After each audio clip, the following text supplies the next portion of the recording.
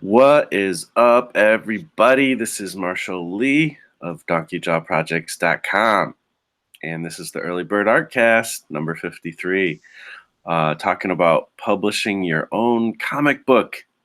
A lot of people are doing it. You gotta be down with the cool kids and publish your own stuff. I did a video a little while back, similarly on this. I mean, I'm always talking about this. I'm like beating a dead horse here. But I did a video, I don't know, a few months ago, and it had a little bit of controversy. It's called Publish or Perish. And I think we'll get into that tip here in a little bit. But first, before we get into all of that, I got a special guest here, Mr. Peter Palmiotti. How you doing, man? Hello, everybody. Special. I'm here all the time. I know, you're always special, though. You're a special snowflake. Aw. It's great to be here again, hanging out, talking comics. I'm just Awesome. doodling, nothing important. But I'm like, I got something going on right now, and it's pretty fabulous. But it's like more and more I'm thinking, oh man, I want to jump on issue 2. It's like I'm already thinking, okay, I'm sort of plotting it out in my head already. Issue 2 of what exactly? Retro. Now live on Kickstarter. Oh my god. How did that happen? Awesome. Yeah, it's really awesome. So you launched it yesterday. You're only doing a 5-day Kickstarter. You're bucking the trend, doing what everybody else doesn't do. And you are already very close to your goal. Let's check it out here. I'm gonna open it up. Yeah. So it looks like you are at 998 of a goal of 1,500. Now, obviously, that's the base level to just get this thing really going. But we're hoping to get past that, get some of these stretch goals. But what I'm seeing here just looks awesome. I cannot wait to have this comic in my hand. I'm just really excited about it, and a lot of other people are too. You had a really cool debut day, and it's going well, but we need to kick that at least over 1,000 today during this live stream. We only got $2, so if anybody wants to check that out, you can either go to Kickstarter and just type in retro comic, or you can click the link below in the description because it's already there. Awesome. And actually, I'll throw the link in the chat as well. And just go. so everybody knows, the chat is live, and we are happy to communicate with you chatters, you awesome people. So, yeah, I'm going to put that link in right now. Looks like Ronnie's in here. Tim's in here. How you guys Ronnie. doing? Hey, Tim. Welcome.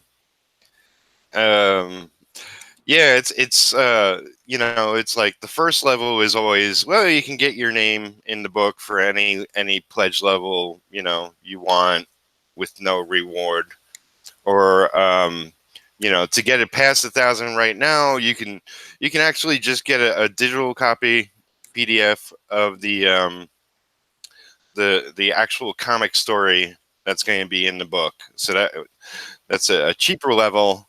Of course, if you want the full story and all the extras that will be in the book, that will be $5, I believe I have it at. So we can push past 1,000. I'm pretty amazed where it is right now. It's like after, technically it's still less than 1 day. I think I put it up, pressed the button around 12 o'clock yesterday, lunchtime. So we're pretty close to 2/3 there, which is, it's like, oh my God. Yeah, it's really awesome, and it's not even 24 hours in, and you're already there at that point. So that's pretty cool. I keep trying to post the link in, and for some reason it doesn't want to do it, which is weird. See if I can find a shorter link. Maybe that's the the issue here. So yeah, I mean, this is just very appropriate. Hopefully, we'll have some other people on too, but this is really appropriate. A lot of people are publishing their comics independently, and of course, this this is one of the many. But we're just happy to. I'm just so happy to see this because I've been waiting for a long time to get myself a full like Peter Palmiotti um, comic, and just to see retro because you've been talking about it a lot. Yep. Um, and also, I'm really excited. The thing is if you support this, that means he can make more, especially if we get to like some good size goals. And you know, that's going to be really cool because on this one, you're writing it, you're inking it, um, and doing, you're the creator of it. You're doing pretty much the whole thing, but somebody else actually penciled it. Now, I Yep. love the pencils I'm seeing. I think it looks really awesome. I'm excited to see it, but I also can't wait to see one that you actually pencil and ink as well. That would be, cool too. And I know you're going to do that on issue 2. So, Yep. Yep. Yeah. I mean, Rich did a fabulous job. I actually know him from back in the days of when I was inking Razor for Everett Hartsoe, and we sort of talked a little bit back then, and sort of found each other again and via Facebook, as as I found many people via Facebook. Um, and I said, "Hey, what do you think about us doing a comic together?" And he's like, "Yes." And I said, "Well, I have this character retro I've been wanting to do," and he's like, "Oh, that sounds so cool." Unfortunately, he's gone on to do like painting and finer art and stuff. He's not really so much into comics right now, but that's cool. Whatever works for him. I want him to be happy. Um, and I futzed around with the idea of maybe getting another penciler for a while, and I was like, this retro is really my baby. So let me just do it myself, and it's like I may not be as good as Rich, but I'm gonna make damn sure I'm better than I am now by the time I get to issue 2. Hmm. So, I mean, that's why like all day yesterday, it's like I did, just over 8 hours of streaming, and I was just sketching the whole time. It's like, I just want to get in the habit of drawing a lot more, and so Yeah. yeah. I mean, that's the key, man. And I feel like I always want to be filling up sketchbooks, and I tend to, if I'm working on on actually drawing a comic, I don't spend hardly, my time in my sketchbook is like research and development. It's not really practicing the fundamentals. And I'm actually looking forward to when I finish Lone Wolf to kind of have a gap before I go to Glyph because I want to really practice some fundamentals. And I think that I'm automatically going to because Fuy's working hard on the script. Um, but I feel like I'll be done with Lone Wolf with a little bit of time to spare before he's done with the script. And then even when he is done, I think I'm going to spend some time in like concept art and stuff, uh, at least a little bit. But I don't want to go too deep into that because I do want to really start digging into pages on Glyph as soon as possible because that's like the big plan. I mean, speaking about publishing comics, there's a lot of different ways you can do it. And I've done a lot of the first early ways, which are, you can do it through, like I started with mini comics. You can also do like things like webtoons and Tapas and any kind of web comic, which I haven't done those two sites, but I have done web comics, meaning like on my actual website, Right. and also like PDFs and stuff. So I've done that as well. And then last thing I've done so far is anthologies. Well, I've done one anthology technically, but I got two more coming out soon. Um, and that would be Lone Wolf, which you guys can check out. That again, the links are in the description. That one needs a lot of help. We need to get that thing going a little more. I think it's getting close to halfway there though, so that's good. There is some momentum on it, but I really want to see that obviously published because I'm working on the comic right now. And then with the new 100 Days of Making Comics anthology, Werewolves and Unicorns, that's about to drop very soon. Yeah. Kickstarter for that. So that was my next step, to have like these like really kind of nice, they almost look like trade. They're basically like trade paperbacks, but they're anthologies, and I get to share that kind of space with a whole bunch of other awesome creators, which is really fun. And then my next step is going to be Glyph, and that's like the first time I'm finally going to be like properly like doing like a full comic, and I'm really excited to finally get into that, because that's been the dream, since I was a kid, and you're doing that right now, so that's really cool too. Yeah. I'm sort of taking a tip from you. Like, you've been doing a lot of short story stuff, and that's why, like, after I finished the anthology story, I jumped on to working on my backup story for Arena, another book I have. And after that's done, it's like I got a couple of things lined up to work on next. So that by the time I jump into Retro Issue 2, hopefully I'll have Retro Issue 1 fully done. But also artistically, I'll be a little more prepared for it. And yeah, I'm just stoked about making comics for a living. Absolutely. Yeah, man. So I guess let's talk about this thing a little bit. You know, kind of digging deep into it. I mean, you and I have kind of been connected for a long time, compared to, most internet friendships and stuff, which is really cool. Yeah. Ever since back in the art and story days and everything, which is really, really awesome. And did you, I'm trying to think now, did you have something for the mini comics dump truck? For some reason, I'm not remembering. Um, I don't think so. I forget. Like, I was aware of it, and I was probably, I know it was like part of the group because it like the guys really brought together a great podcast, and I did join up. What was that thing like behind the scenes that they Yeah, had? Like, yeah, it was a group of us, like a forum or something, and I was in that, and it's like I participated a little bit as far as just like posting comments and making some of my own posts and whatnot.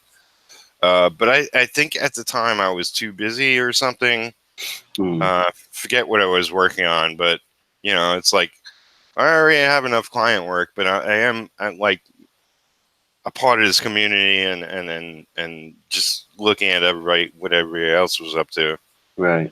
So Yeah, and I think actually, to be honest, that kind of brings up a good point. If you want to publish your own comic, um, especially if you're like really green and new at it. I mean, Peter isn't really that. He's been doing this for a long time, but I definitely was to a certain degree. And even if you're not green, like it, I think the first step really in publishing comics is, at least for me, I don't think you have to definitely always take this path, but it's been really helpful for me, and that is to be involved in some kind of community. It doesn't even have to be online, but I mean, online is a great way to do it.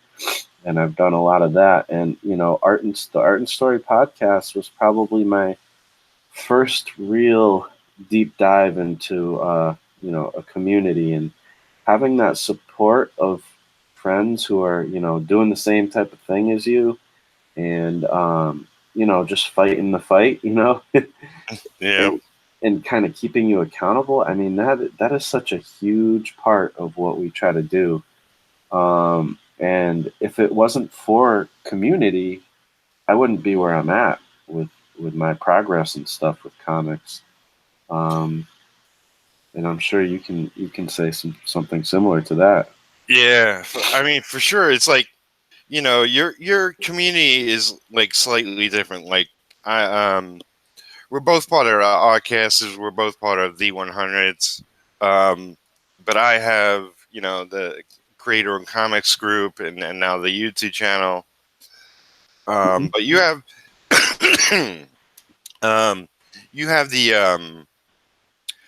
early bird sort of messenger group, and you have a Facebook group that's private with that, and it's a little different. It's like, for people that want to join in here.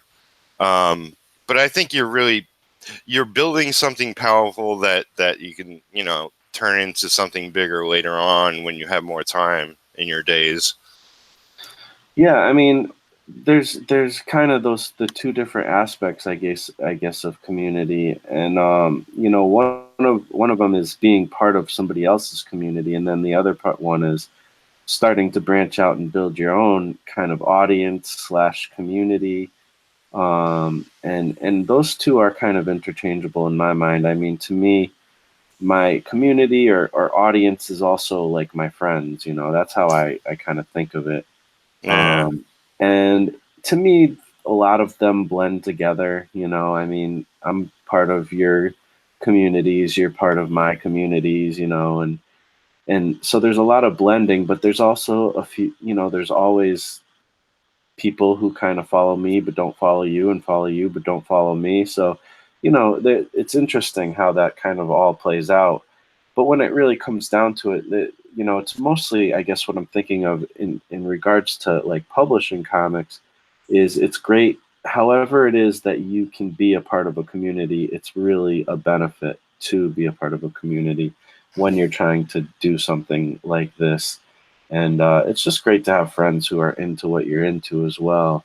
So I think that's definitely the first step when it comes to publishing comics, at least for me. I mean, some people kind of just go out on their own and they don't do a community type of thing, which, to each his own. And that may be a better path for you. yeah. But for me, I like the community aspect. And then the second thing is, you know, first of all, you got to get yourself to make a darn comic, which is hard enough in and of itself. And I think that's a big part of what the community helps with. But also, once you've made something, you got to publish it some way or somehow. Like, I know, like, you might feel like you're not ready to, you're not, um, you're not like, oh, I'm trying to think of his name. All of a sudden, I can't. Anyways, you're not any one of these like professional people at Marvel or DC, or you might be just as good as some of those people. But that doesn't mean you can't publish. You don't have to publish even on a big level. You can even publish just to your own community, and that's it. If you feel like you're not ready to show your stuff or whatever. Or, I would say it's also good to maybe take the step to show your stuff, even if you're not 100% ready. It's going to take a while to build an audience, anyways. So, start now, I say always. Yeah, there's this guy. I think his name is Vincent. He did a book called Strays. Am I remembering right? Anyway, he has a daughter now, Mhm. and I believe she's 6 years old. His daughter already made a comic, That's awesome. and he helped out. He helped out a little bit, like with the dialogue and maybe just directing, saying, "No, sweetheart, that's how you spell this word," or making the word balloons, like little things. Um, but she already has a comic under her belt. It's like pretty awesome. That is really awesome. And, that's, I mean, that's just awesome. I don't know, like, I hope to one day have that experience where I can either teach my nephews, or if I have kids, teach my kids about that kind of stuff. You know, and then I think maybe another step after that, and you guys can check out my video on how to start your comic. And I talk about mini comics, and it's just that's a big lesson I learned from being in the art and story community, from hanging out, being around Kevin Cross and other awesome creators who have made mini comics. Scott Circlin, he was right there with me back in the art and story days as well. And a lot of these people, mini comics is just such a great way to get in and start publishing even on a physical level, and make something kind of substantial, even though it's little. And you'll be surprised how much people dig these little like handmade comics. And I mean, I've been doing nothing but learning with every comic project I do, and it's just a great way to learn. So I think mini comics are a great way to go. Have you ever made a mini comic, Peter? Um, not technically, I guess, but it's like I've dabbled so much with starting comics and and whatnot, but I haven't actually sat down and said, okay, here's something I put together, and let me go to the Xerox machine and make copies or something. I never done that. I Yeah. should. Well, not Even necessarily. I mean, you're in a different situation. You were already doing, stuff within the industry, and all that. So it's like, I mean, of course you can always make indie comics no matter what level you're at, but I mean, no, you don't I necessarily need to, yeah, I have thought about it recently, and if only, like I picture myself doing more conventions a year down the line or something, and I want to have something that like something that's really inexpensive option, but is a comic, Yeah. so something really small like a mini comic would be like awesome. It's like, here, give this to your your kids or your nephews, or like Yeah. something that's accessible to everybody, and say, okay, when they get older then they could buy a copy of Retro. Well, I mean, also you could go the route, and maybe you already have with before, of doing, ash can comics. And I always Yeah, love the example of Jeremy Burlai, or is that how you say his name? I'm not sure. Berlin. But I think. I think you've had him on your show before or something. Yeah. But Yep. he does, he takes the pencils of his comic and he puts the words balloons and stuff, and before the issue is done, because it takes a lot of time to make these things when he's at conventions, he'll actually create like an ash can version of his comic that you can fully read. It's the pencil stage of it, but it's not 100% finished, but it's still kind of cool. And he'll sell those until he finishes the comic. And then once he finishes the comic, he'll take that out and he'll just sell the regular comic. And I think that's like a brilliant way to kind of go about that. Yeah, that's a great idea. When it comes to sort of mapping out a comic, I've seen plenty of people do it. But obviously, I worked at Cal Fury mostly at DC and Marvel, and he thumbnails out the whole issue when he gets a script, and to me that makes the most sense because you could pace it so well, seeing the whole thing. Mhm. And then if you make a copy of it all and then make it into a little flip book, you can see how well it reads. Mhm. And then I mean, if you can make that an item, say, hey, it's like a I don't know what you would call it, like an undone comic, you know, using better terminology, but that would be something as a fan that I would be totally into. Absolutely. I I almost would rem- want that more than the actual comic sometimes because I just love yeah, pencils. yeah, it's like the rough and ready version of a finished comic.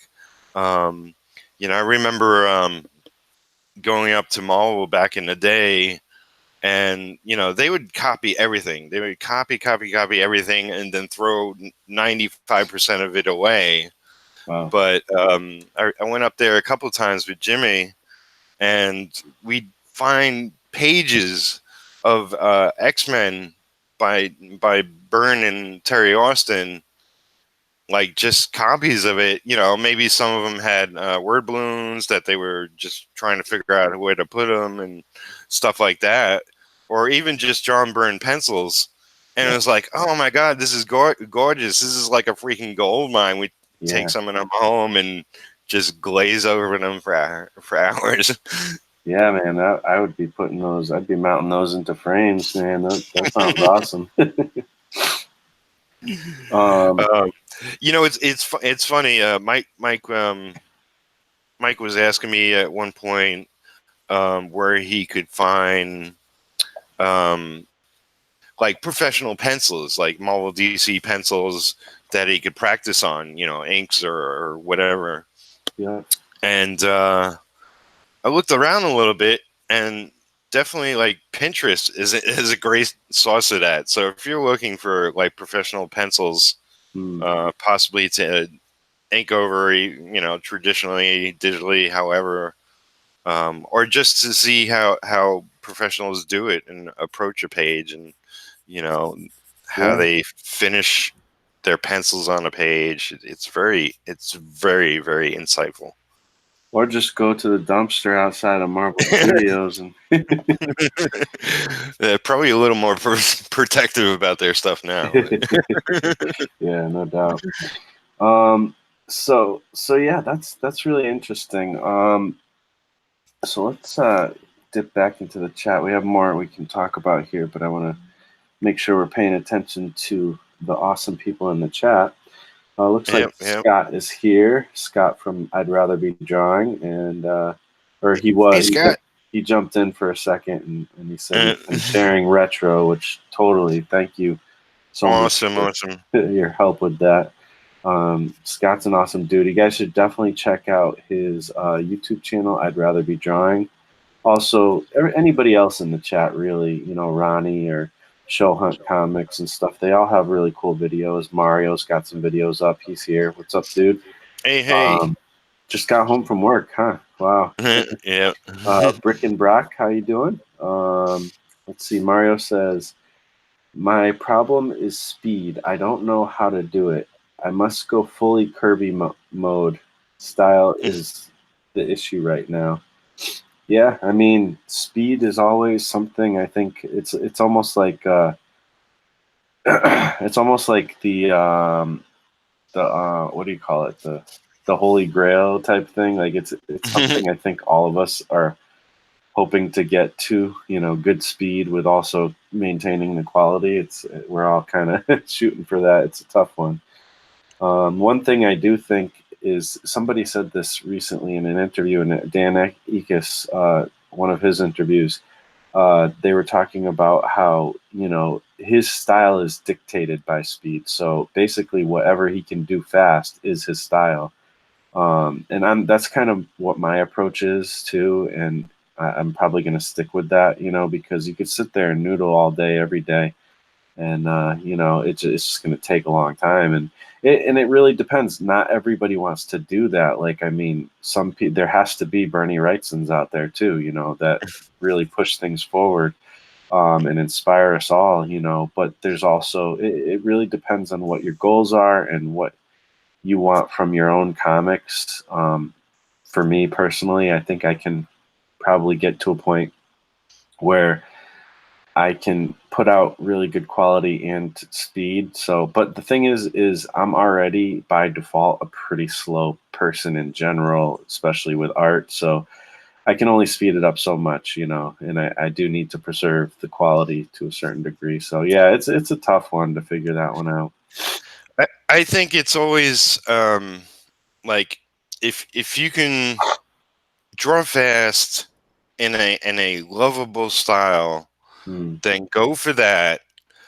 Get bigger and better opportunities, meaning pay. Then you can do a book where you take a year on, you Mm, know, and put out something like Bernie Wrightson did with Frankenstein, because that was freaking gorgeous. yeah, yeah, that's craziness. Um, yeah, that's a good tip. I like that. Um, so let's see. Mario also says, I agree. For me, community is the key for success. Having friends and support really help us to keep fighting for what we believe. Absolutely, absolutely. Yeah, Uh, definitely. Doug's in here, the one who I'm collaborating with, the comic I'm working on right now, Lone Wolf. Hey, Um, Doug. he's in here. He wanted to come in, but I think he's not feeling so great. A lot of people aren't feeling so great right now. It's crazy. I was sick Yeah, last week and kind of still this week as far as like allergies go. But it's crazy how it's hitting everybody. I think the government's putting those chemtrails out there and making us all sick. No, I'm just joking. But no, it's it's allergy season, so it's kind of typical. Nero Eero, what's up? Just popping in, doing chores. Hey, that's great. That's a great way to. I do a lot of listening to things while I'm working at my side hustle, aka my 9 to 5, or just doing chores and stuff as well. So it's a yep. great way to kind of knock down some of these like longer videos and stuff and get some inspiration in the process. Acid Lace is here. How you doing? Thanks for coming in. Buddy Clay, Van Illustration. Check out his channel. He's doing the 100 Days of Making Comics as well right now, Cool. and he is over halfway done right now. It's really awesome to watch his progress on Sweet. Little Adventure. I really love what he's doing with this comic. Do you have something to say? Uh, uh, Sweet.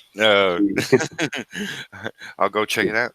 Yeah, yeah, definitely. He's a cool guy to watch. He even he did a video recently where he basically, I don't know if it's like his first issue or it's basically the first chapter of his story, but he kind of did sort of a dramatic read, maybe not a dramatic reading, but he read like the script for the first part of his story, and that was really fun to listen to. And he's a really good narrator too, so it was really cool. You should definitely check his stuff out. Nice. Um, he says every time mini comics come up in discussion, it makes me more and more interested in doing one. Well, I'll keep bringing it up, and hopefully, I'll have one of your mini comics in my hand soon. um, it's hard to. Acid says it's hard to show restraint and keep them mini. It's so true.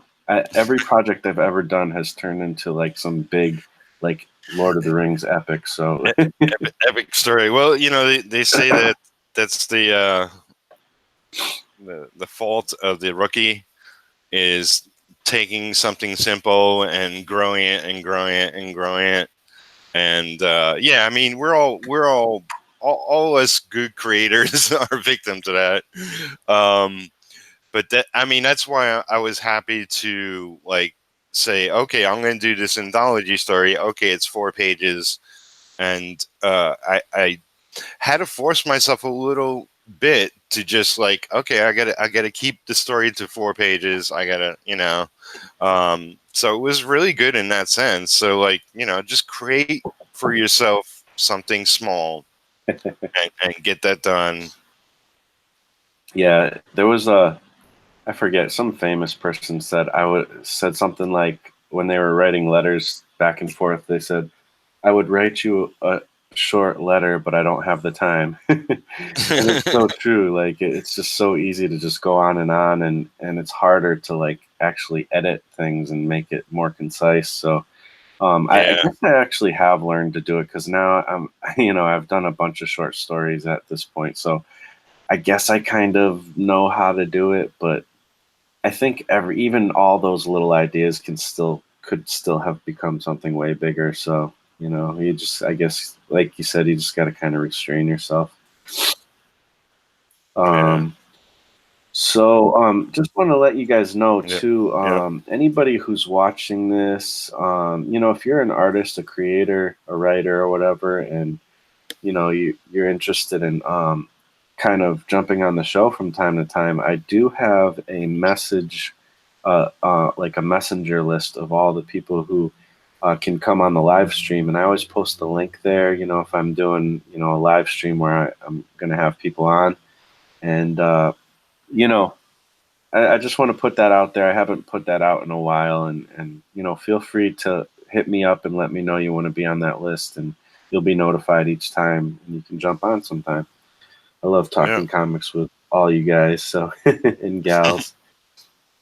Mario says I'm asking for prices here in Portugal. 1.4 U or 140 US for 26 pages in black and white. Not cheap so far. I'm not sure what you're talking about, man. But let me know. It sounds interesting. Bernie is one of my faves. Buscema, Gil Kane, Gene Cohen, so many. Yeah, man, Yep. Mario, you're mentioning the greats, for sure. Yeah. I love Gil Kane. I love his man. That guy structures a figure like nobody else. Mm. Scott's still here. Cool. Of I'd rather be drawing. I seem to have such horrible timing with joining you guys on these shows, but I sure hope to soon. Dude, you were actually one of the people. Actually, me and Peter were talking about some other people who could join the messenger list or whatever. If you want, I can add you to my live stream list. I'd love to have you jump on sometime with me. I've Yep. been wanting to have you and your buddy David. um, David Fleming, right? Is that Yep. Fleming? Yeah. David Fleming. I've been wanting to have you guys on forever. I know I haven't really said anything, but I'm always wanting to have my friends on. So you guys are awesome. I love your shows on YouTube. So as far as publishing comics goes, um, so we talked about mini comics, which is a great way to go.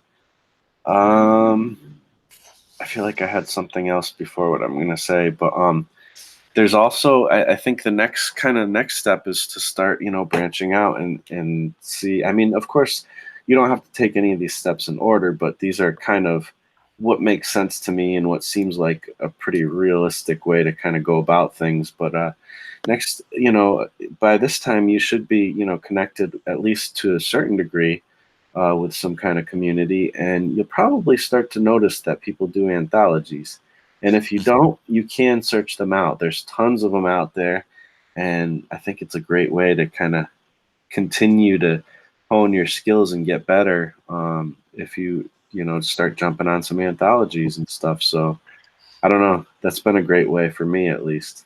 Yeah, I definitely think it is, and if you don't know the people, like if it's not like your circle of friends, it might even be a better lesson for you because then you'll be like having to prove yourself in somebody else's waters, Mm. and it's like it's like when you do something with friends, it's like everybody's like, oh, that's really cool, man. Yeah, yeah, yeah, yeah. But if you're doing it for somebody else, it's almost like a real job, and it's like, oh man, you're sweating.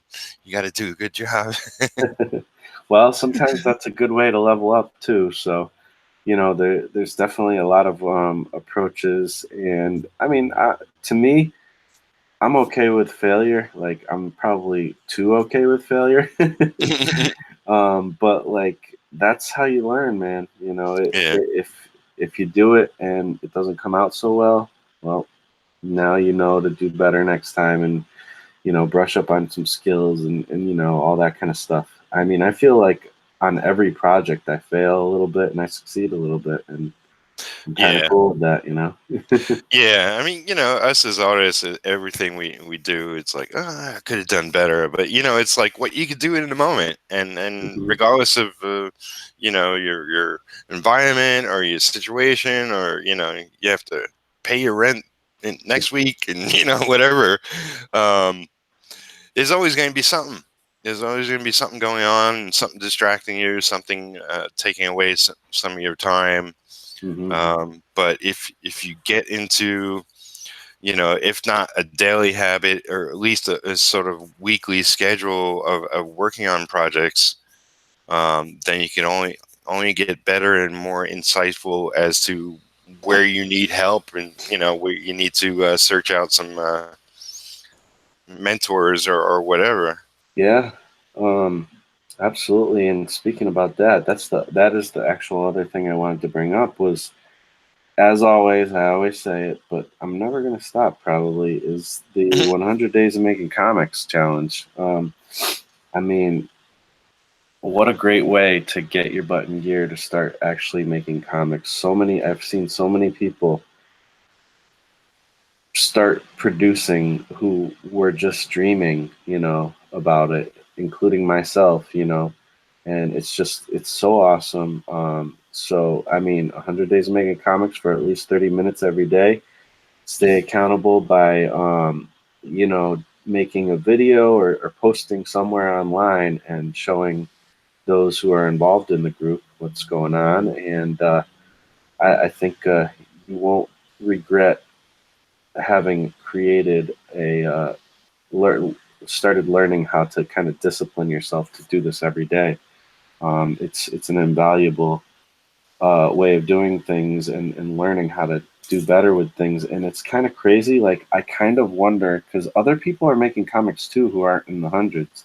And I wonder how the heck they do it. Because for so long, I struggled until I started doing this challenge. And, once I did that, it's just snowballed and gotten bigger and bigger. And now to the point where, again, as I've said before, I'm doing 365 days of making comics for the second year in a row, and it's just, I don't think it's ever going to stop at this point. I just want to make comics every day.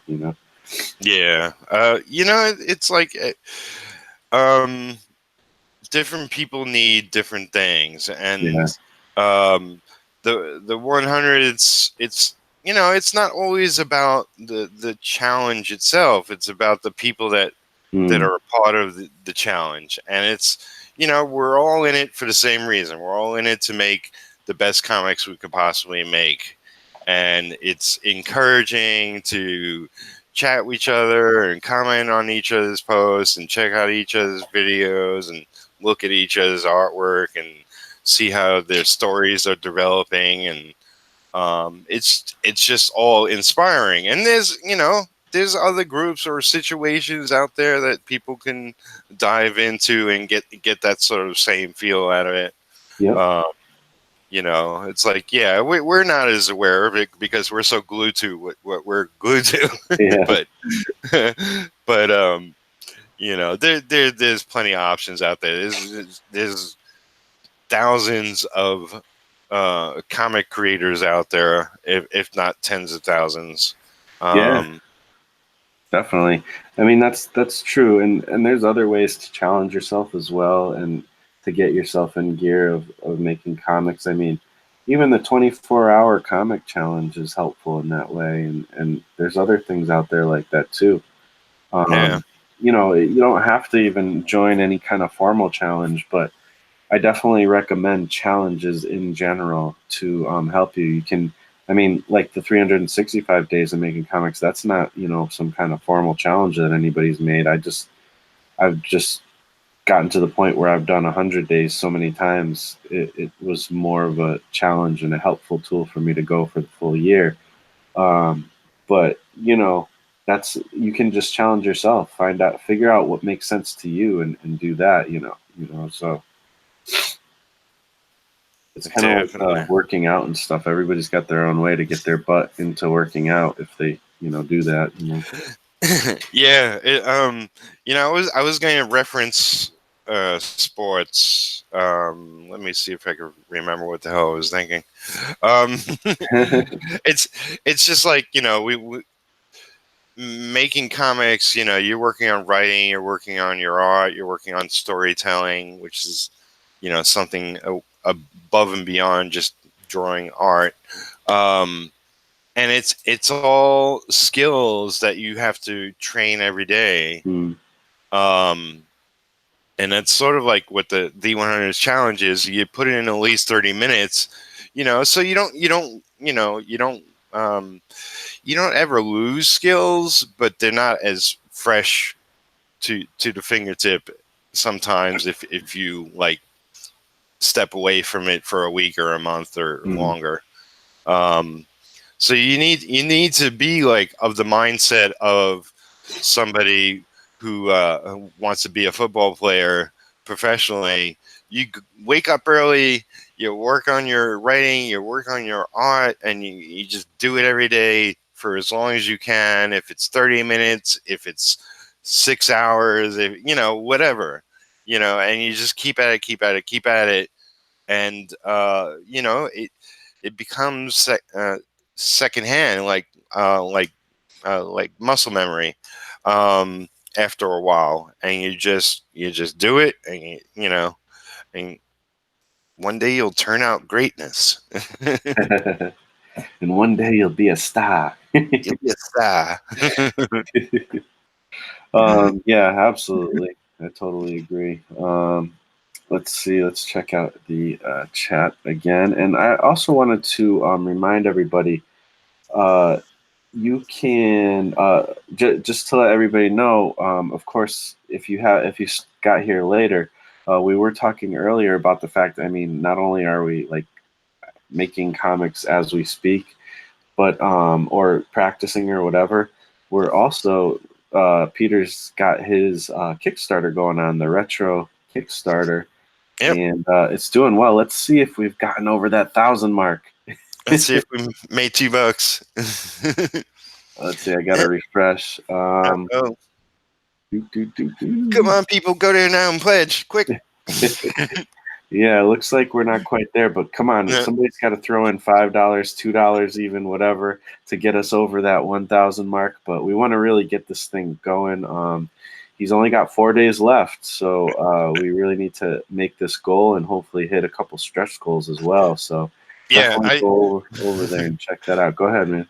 I started with 5 days, so don't think it's been going 30 days and I only got Man, it's been a 9 long slog. This is a 2-month campaign, and there's only Oh 4 my days left. god. Oh my gosh. Uh, It's not even been 24 hours. It's almost 24 hours, but I mean, I think it's been pretty damn good. yeah. Of what the support I've been getting on it, people sharing it, people pledging to it. I got 20. What is it? 41 people who pledged. That's pretty incredible. From something I just tossed up yesterday, and it's like I'm not. What did he call it? I don't know. It's like I'm not published before. I haven't published my own book. Right. I have obviously worked on books and been published by others, but it's something else entirely to put your own work out there and expect people to notice out of the blue. And Yeah, absolutely. It's amazing. It's only been 24 hours and kicked up that much support in that amount of time for sure. Yeah. And yeah, please everybody check that out. And I don't know, I think it's a worthwhile campaign. I think it's going to be a really fun action comic. Why don't you tell everybody a little bit about the story? We're going to get back Sure. to this topic too, by the way, but just to let Yeah. you know. But yeah, go ahead, Peter. Well, essentially, it's kind of an introduction to retro. It has a little bit of his personal life. It has a little bit of him as a superhero and some of his connections. The big story of the issue is him facing off against this guy Diamond, and in Diamond's henchmen. But yeah, it's like when I went in and started sort of plotting it out, I was like, I don't want to do something gigantic and epic. I wanted to start off with a typical day of retro, and he passes the public at some point, and then he he notices he's got some fans going on, and I just wanted to make it as average a day as possible. And it sort of starts out with him failing in his tangle with the diamond. But I wanna, because I grew up on comics from the '60s, more like the '60s, '70s, and some of the '80s. Like, I wanted it to be more of a positive take on a superhero comic, rather than dark and gritty, or just like god awful tales or whatever. um, so I was thinking more like kind of early Marvel, or even like sort of I don't know, golden age of DC Comics, where everything, not necessarily everything is bright and shiny, but at least things work out in the end, kind of thing. And yeah, it's like I was specifically thinking when creating sort of the retro story, along the lines of like a typical Captain America's issue, or a typical Daredevil issue, where and even Spider-Man, like where they're surrounded by people in their personal life, and as well as when they're a superhero, and how they really just want to go out there and protect the people around them. And yeah, so there'll be a lot of kick-ass action. There's a couple of pages of just Retro going around the city for some purpose. And I will say, like, Retro is a meta-human, because we're not allowed to use superhero. So everybody's like, with powers like him, is a meta-human, but Retro is the first one to walk on the planet Earth. But the people like him, and it's not a Spider-Man situation where cops always wanted to take him down. Um, but yeah, so I think a lot of people will like this. It is geared to a older audience, not too old. I figure, if you're 18 or older, it's okay. There's some topless girls in the issue. Things may get riskier down the line, but I don't want to do a lot of nudity or a lot of blood and guts. But it's like, I am coming at it as such a huge fan of all those earlier comics, but wanting to do it more with a modern sensibility. So if you like any of what I just said, then you'll like Retro. Yeah, no doubt. And I like that you said you it's kind of a more on the a fun story, like good things happen and stuff. It's not like, kind of this brooding, deconstruction of what a superhero type would be, like so many have done. Which, nothing wrong with that. I mean, obviously, it's been a huge part of our culture and everything. But it's nice to get back to those kind of fun stories. And honestly, personally, maybe I'm a little bit of an old soul when it comes to that, but I actually prefer those kind of stories. And I love happy endings, and I kind of don't love tragedies as much generally. Yeah. So I don't know. I think there's room for all kinds of different ways of going about story, and I'm glad that there's somebody like you out there who wants to do a story that's more, I guess, escapist. And I mean, I guess they're all escapist, but that's kind of more on the happy uh, adventure action type of thing. Yeah, I mean, it's like, what I'm creating is not just Retro, but I'm going to create a small group of metahumans, and later on they'll form their own group, and each one is, you know, sort of like a different perspective, a different kind of situation. Mm-hmm. So like, you know, I don't think of like, say, the Thing from the Fantastic Four as heavy. Um, you know, there was some really great issues of the early Fantastic Four where, yeah, he's a character and he thinks he's ugly and he's brooding and doesn't want to be seen or hang out with other people. I didn't think that particular um, story was too heavy, but Yeah. um, you know, you take like in the 80s and afterwards, they really ripped apart heroes to uncover other stories, and a lot of them were darker, but you know, it was really like taking apart, why is a hero a hero, um how would they actually exist in the real world, and yeah, there was more political adventures, more, I don't know, yeah, dark, seen from a darker set of eyes or something. And yeah, I want to try to bring characters that are, you know, like different, and some of them kind of will be darker, but from a brighter light perspective. I don't know.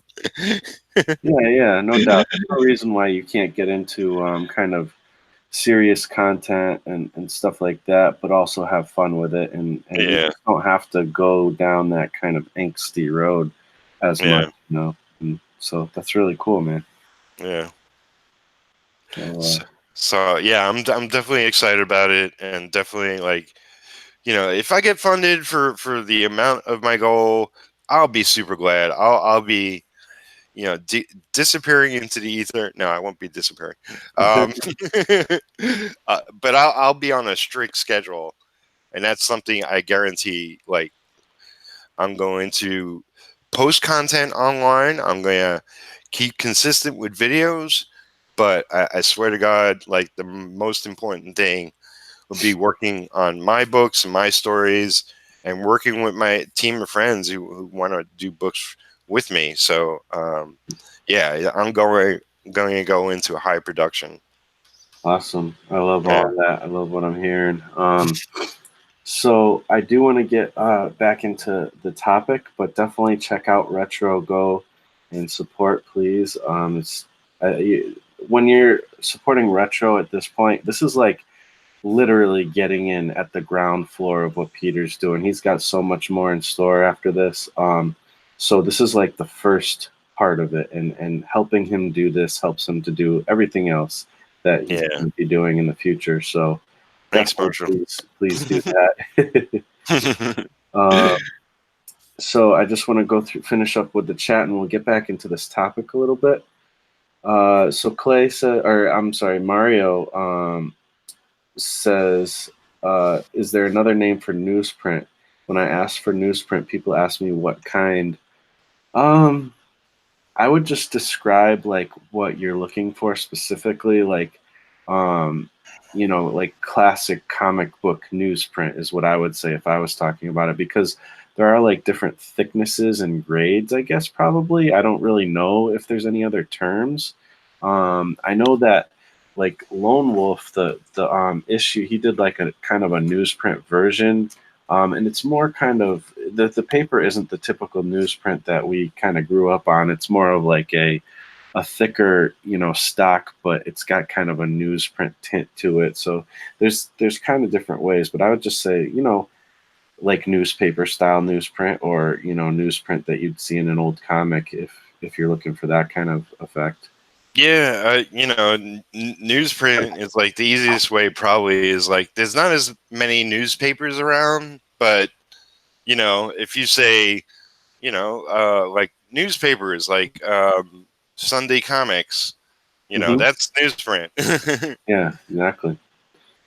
So Clay says, Clay also known as Van Illustration, says, I'd be cool to talk with you guys sometime. It'd be cool to talk with you guys sometime. Mornings usually aren't the best with the kiddos and everything, but I always dig when you go live, man. Thanks, man. I really appreciate it. You know, you never know. There might be an opportunity, so I'll throw you on the list, and you know, who knows? Maybe one of these days I'll go live and you'll be available. You know, you never know. Yeah. And I'd love to have you for sure, and maybe we can schedule something sometime to chat. That would be cool. Acid Lace, the 24-hour comic is painful. You know, me, same thing. I always used to say I will never do a 24-hour comic pit because I don't ever want to be awake for 24 hours straight if I can help it. But I did see somebody who did the 24-hour comic, and he did like 4 or 5, 6 hours, something like that. Then he went to bed. He woke up and finished it, and it's like, oh, okay, you can actually. It does. There's nothing that says you can't sleep during the 24 hours. I mean, I think some people have different rules and stuff, but that's the way I would do it if I end up ever doing it. Yeah, I know. Yeah, I've seen attempts and just like, yeah, I got 2 pages done, and I would like to do it one day, but then I still want to do your challenge. What was the 1 hour comic? Yeah. I want to do that one day when Yeah, I I'm didn't not even. really. I always forget to mention that, but the 1 hour comic challenge. I mean, you can literally 1 hour from now have your first comic made if you do the 1 hour comic challenge. So That's right. That's right. it's a great. I think it's a great challenge to actually get the juices flowing and stuff. And it actually is very challenging. It's not easy. I failed my first time, and the second time I made a really kind of crappy comic, but it was fun. Yeah, and other people took on the challenge, and it was really interesting to see everybody's, attempts at it. And Yeah, there's a whole so. playlist for it for all the people who have attempted it. So you guys should, go on my playlist, check it out. It's really cool. Ronnie says, I'm also part of Interactive Comics Group. They never, excuse me, they never heard of 100 Days of Making Comics, which is crazy. And yes, that is crazy. And what else is crazy is the fact that somebody's mowing their lawn. So I'm going to close my window here. Uh-oh. While he's doing that, thanks everybody for coming. Hopefully that's a little better. Yeah. I hate when they do that. Actually, it seems like they do that every Saturday morning, and every Saturday morning I tend to be doing live streams. What's that? It's the season. It's the season to everybody to mow their lawn. It's the season for sure for mowing, for lawn manicures.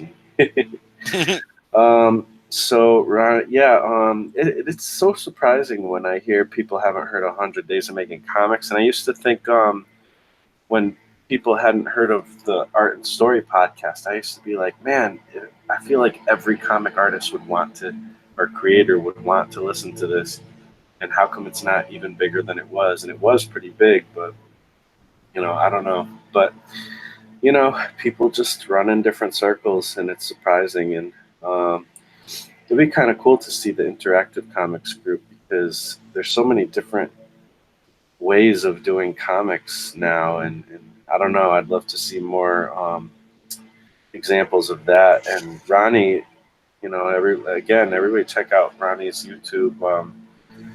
He's doing an interactive comic, and I think that's like super awesome to kind of see how that works out, as you watch some of his videos.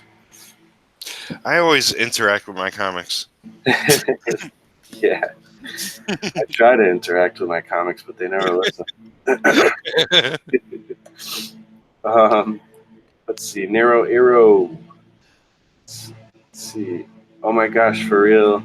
Thought you just launched it. I think he's saying that he wants to support. So thank you. Awesome. Thank you, and the thing is too is if you can't support, you still can support. Go ahead and share that link. Go and tell your friends and your family or whoever. Yeah. It's always helpful to do that kind of thing as well. Definitely. Yep. And Acid Lace, you want to play the superhero genre straight, not deconstruct it. Yeah, I think that's exactly what he's doing. Yeah. and also Daniel Lee Art. I don't know how to say your last name, man.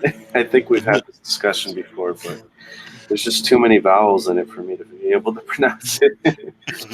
But yeah, Daniel's here. How you doing, man? So yeah, let's get a little bit back to this topic as I get back to drawing some comic. And let's see, where do we leave off on? We are talking about anthologies. Oh, you're uh, what was it? 1 hour challenge Oh we yeah, mentioned. Yeah. do the I don't one know if hour. And if you do the 1 hour comic challenge, definitely let me know. And especially if you do a video. I mean, even if you don't do a video, I'll share whatever you want to share. But if you do a video, I'll put it in the playlist. So that would be cool too. yeah. Um, so yeah, anthologies I think is a great way. We were talking about 100 days of making comics, or any challenge that you do is going to be helpful to publish your own comic.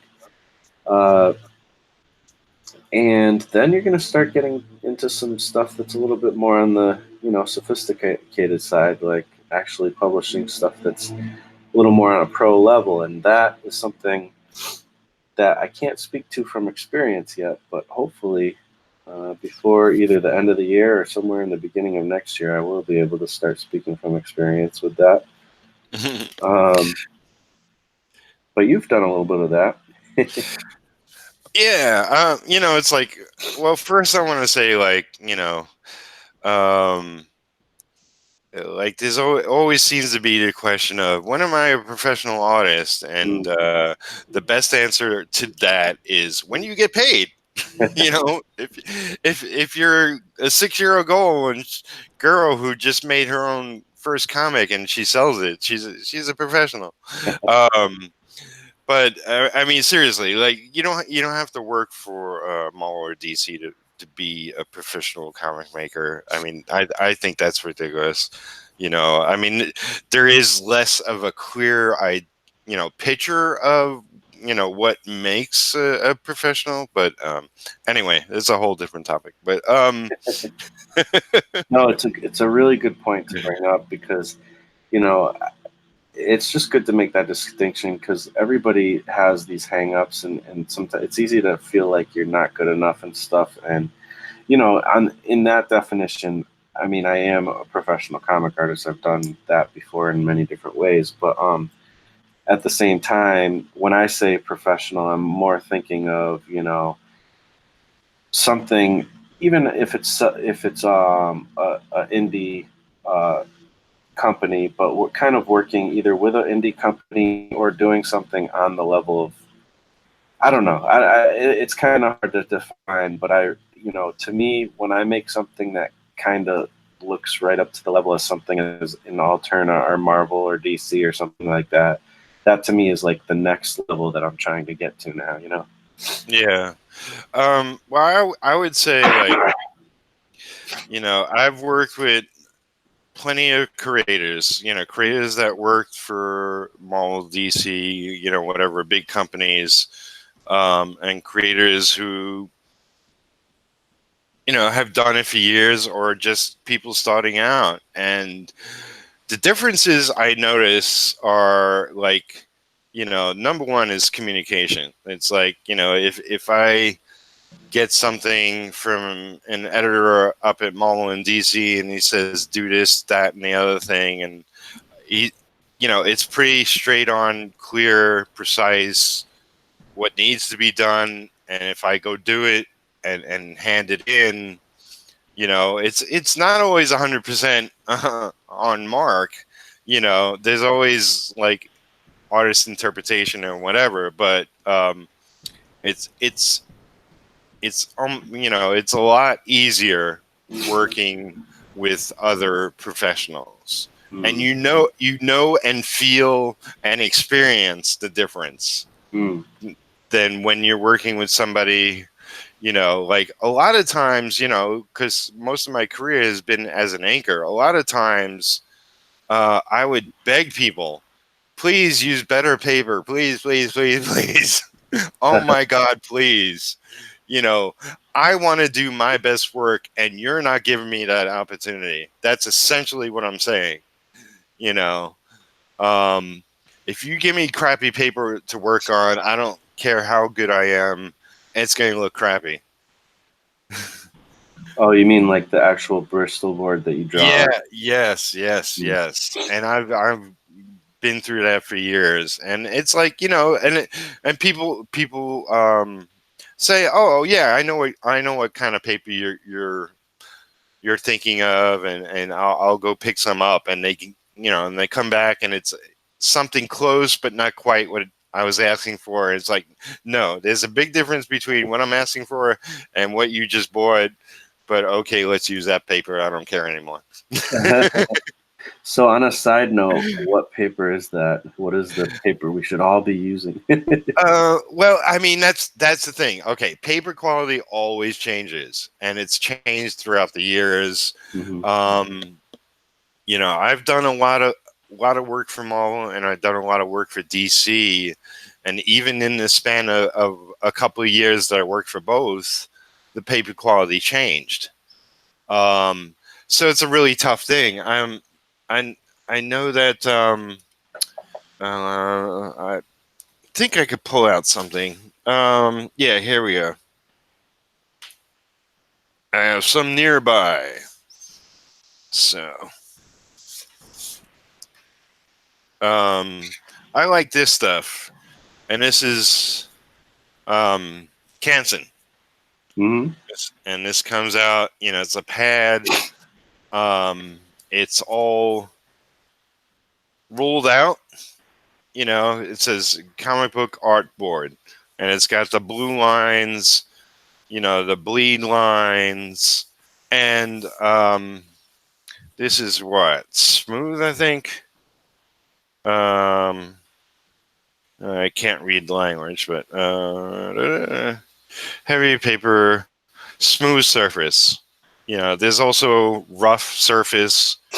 Um, this says fanboy comic book art boards. Yeah. So this paper I know I can trust. There are other papers equally good that are fine. I mean, you can go out and buy a big enough 11 by 17 or thereabouts, um, just straight Bristol paper, and it'll be fine. Like the slick surface is not necessarily the best, but just smooth. This way, it takes a brush. Usually the brush is almost easier in most cases, but I use a lot of quill, or nib, whatever you refer to it as. Um, and that if the paper is bad, it just rips it up and bleeds like heck. Yeah. And that's no good. So for an inker, or for a traditional artist who's doing both penciling and inking their own work, paper is key, man. Yeah. Paper is key. And with summer coming in, I mean, right now we're going through weather that's like 90 degrees outside, and I have the AC rolling because humidity is a freaking factor too. Yeah. Humidity, just destroys work. Mm. So you gotta keep your environment perfect, in perfect conditions. Paper is a factor. Also, the ink. I tend to use Black Magic, Higgins Black Magic, Mhm. or Pelican ink. Both of those I swear by. I've tried a lot of other stuff. There's a lot of people that try like either Chinese ink or Asian ink. Um, that stuff is like, it dries, and it's like almost like black plastic almost. It's very shiny, and it has like a 3D dimension to it. Huh. It's like, no, that doesn't work for me. That is totally the opposite of what I want. I want a finished solid black matte finish to my work. And the best I could, the ink I use gives me that result. Gotcha. Yeah. Yeah, that's good to know that you know that stuff is good because like you can get that stuff at like Michaels and stuff. Michaels, yeah. I So actually got that pad at Michaels. So yeah, they have a and lot of that's great what I've stuff. used as well. I kind of thought they would be something different that you maybe had used, but Well, it's like I'm no longer in New York. I'm in a small town. My town actually has no supplies. Like unless I want to get markers or colored pencils, is the best I could do in town. But yeah, I order a lot online, or we take a ride out to E Town is like the closest town, and they have a Michaels and they have other options. right, Uh, cool. I noticed that Russ had something interesting to say too. Russ, Comic Book Black Belt, definitely check out his YouTube. I've been loving his videos. yep, And great guy. yeah, yeah. Um, and Daniel said that he made 83 cents on tapas. So he is officially a pro, which is awesome, actually. I'm really curious. How did you make 83 cents? How'd you do that? I know, it's like, even to do that is like, it's like, how do you get there? Did you get a tip, or is it through the site itself? Like, do you have your, I don't know, they have creator tipping option or something? I'm not sure how it works. Yeah, I don't really know either.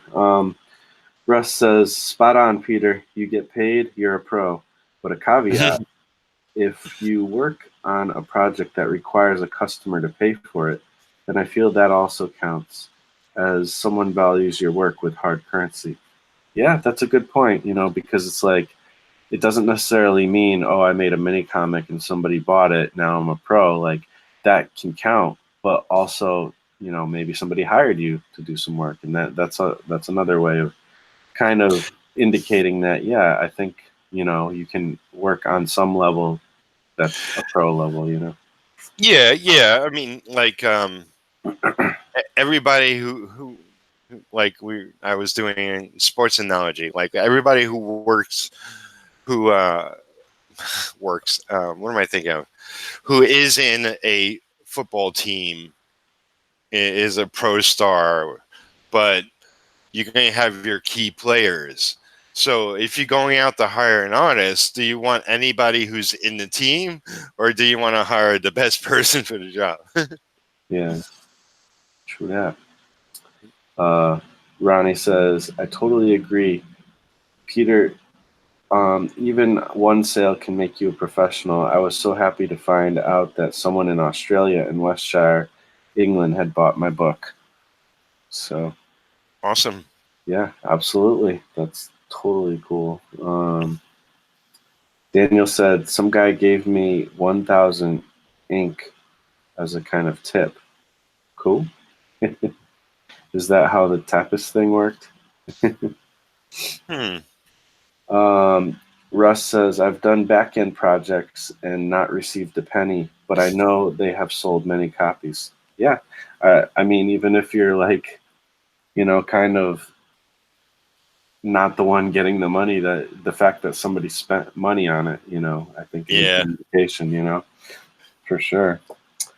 Um, oh, my man's saying good morning. What's up, dude? What? Definitely check out his stuff. Jason, aka Muttman, he was on Peter's stream last night. And, Yeah. him and Macho Dan are killing it on their Indiegogo with Hero. And again, that link is down in the description as well. So check that out if you haven't. Yeah. Has such a great discussion with those guys, and I'll mention like Ronnie. Ronnie was I had a 7-hour stream yesterday, and Ronnie was there a lot of the time. So definitely appreciate that. And everybody who showed up and everybody who supported. Just Absolutely.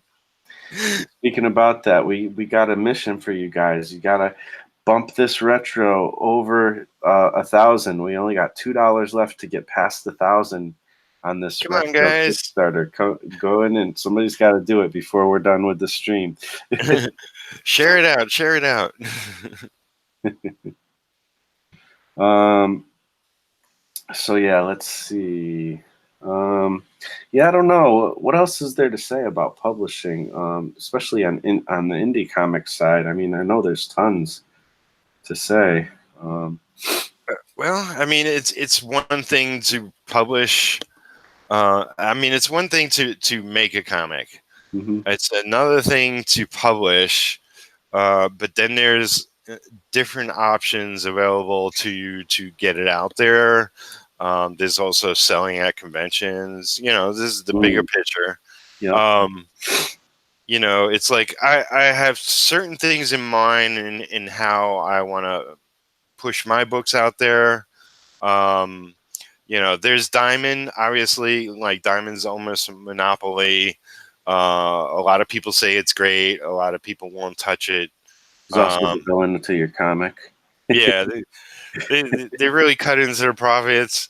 Um, you know, I don't think I will go for them. I'm at least not going to go for them initially because I wanna you know, I mean, there's plenty of digital options out there. If you know, if you're just putting out digital copies, there's plenty of sites available where you can get your comic on there and sell through different people. Hmm.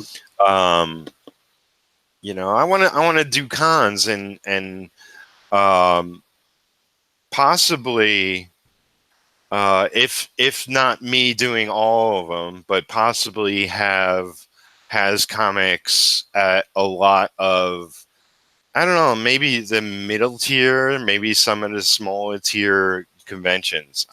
I'm not so interested in going to like San Diego or even, you know, I hear less and less positive things like with New York Comic Con. It's like you just get lost in the mix. Mm, It's, you know, it's like if you're a Marvel or DC, yes, you should be there. You should be a presence there. But if you're, you know, just like if you have one comic or you're, you know, consider yourself a small publisher, you can make bigger waves at medium cons or hell, you know, make your own convention, you mm, know, invite all your friends with their books and just have more of a party and creative atmosphere. mhm. Um, I mean, just like making your own comic, you sort of put yourself on a different level, a different tier of creators automatically, Yeah, you know. And I think more creators should make, you know, make their own conventions. yeah. And there's a lot of kind of small ways to do that as well. And um, I mean, even just doing these YouTube videos, it's like a daily convention if you do it on a daily basis or however many often you do it. Like all this stuff is kind of like that. Yeah, Also, like we kind of touched on it a little bit, but like there's a lot of indie comic publishers out there, and probably the top one would be Image, and then there's a bunch of other ones kind of in that same vein or similar. It's definitely worth looking into those if you feel like you're ready and, either pitching a story to them or maybe finding some people who are wanting to be involved with a certain publisher or wanting to make comics and collaborating with them and pitching something or just finding a team you can work with. Um, I mean, for me, I'm definitely going to be looking at Alterna when yeah, I get Glyph done, and there's a lot of options out there. yeah. It's definitely worthwhile publishers out there where you can publish your book. And you know, I've seen plenty of creators like where they publish through some small publisher, and for whatever reason, that publisher fell off the map. So they just went on and published, you know, with another publisher. And it's like, you know, if you believe in your book and you believe in your product, and you know, it's like you can find a home for it, and if things don't work out, you could just jump over to another home. I've seen books succeed even under a number of different publishers. So don't think anything is a dead end or not a possibility. Everything's a possibility. I mean, when it comes down to it, you are the salesman. You, the creator, are the salesman, and you're the one that has to keep it alive. We were talking about being professional before. It's like I've heard so many stories of creators that have done, and me included, have done books for Marvel and DC. It's like, why aren't you giving my book attention? Why aren't you, doing an ad for my book? It's in the freaking top 100, and nobody knows it's coming out. It's like, so it's like hooking up with a good independent publisher is a great thing, but it doesn't mean you got to sit on your laurels and let them do all the work. You always got to be the number one salesman of your own creations. Yeah, I think that's a great point. You should be, if you want to be doing indie comics or whatever kind of comics you always, even if you were doing mainstream comics, one thing that's interesting is, what do they say? What are the books, like novels? You go into a bookstore or something, and one of the things that they'll always highlight is #1 best-selling author. They have it written on the book. Well, that doesn't say #1 author. People miss this. It doesn't say #1 author. It says #1 best-selling author. These people are the people who are doing well with their books are probably out there, getting the word out as well, at least in the beginning of their career. Obviously, once you get a name, once you become, Stephen King, you can just put out anything and it's going to sell. But, none of us are that. So, so it's always, you want to always have your eye and ears open to learning about marketing and selling and the business aspect of things. I mean, when it comes down to it, being somebody who shows up and publishes something is a big part of the battle.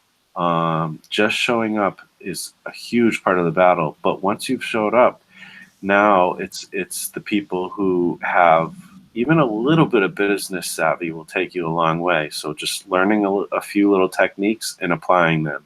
And then maybe you learn another technique and you apply that. All that little stuff will help in the end. And,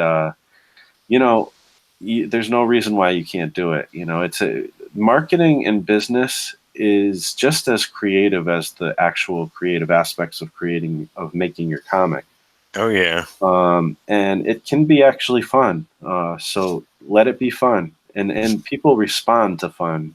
So that's a big part of it, Yeah. I mean, it's like when I'm creating and working on retro, it's like that's the #1 thing on my mind. It's like I gotta have fun doing this, or people won't care, because it won't show on the pages, it won't show in the story, and it would just be like some mechanical robot made something, and I'm not a mechanical robot, no matter how much I would dream about being one. But well, I think you have different dreams than I have, but but I totally, and I kind of, I've been really thinking a lot about Stan Lee. To me, the best story that Stan Lee ever told was not Fantastic Four, was not X-Men, was not Spider-Man. The best story that Stan Lee ever told was the story of comics, the story of Marvel Comics to be specific. But really, he was somebody who was telling a narrative about what that comic company.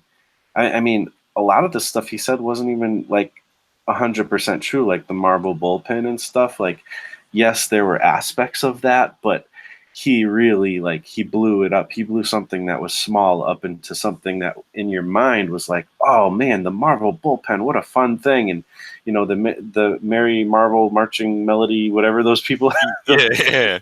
The whole thing, like MMMs. he made it fun to be a part of. And he totally, like, he would always express the excitement of the comics. And that's kind of why I've brought in this whole like retro fresh thing, and I want to come up with more things like that, because it's like, make this stuff fun. Like, you spend all this time working on the comic, and it's like, don't sit there and be like, well, I kind of made this thing, but I could do better. This isn't the best, but I'm gonna, I tried hard. Nobody cares. I mean, people like me maybe care, how hard you tried, but like a lot of people who are gonna want to read comics, they don't care necessarily about that. They just want to know, is this a cool comic that I can read? Like, am I gonna enjoy it? When I sit down and try to read this thing, am I gonna get something from it, or is this just gonna be another one of those comics? Yeah. you know I took a bit of advertising in school, and Hmm. I've loved and watched commercials, and even like like the Marvel and DC comics I read growing up. I would always flash to the single page ads of other comics. It's like, oh wow, that's exciting. It's like, and you got to think of it like this.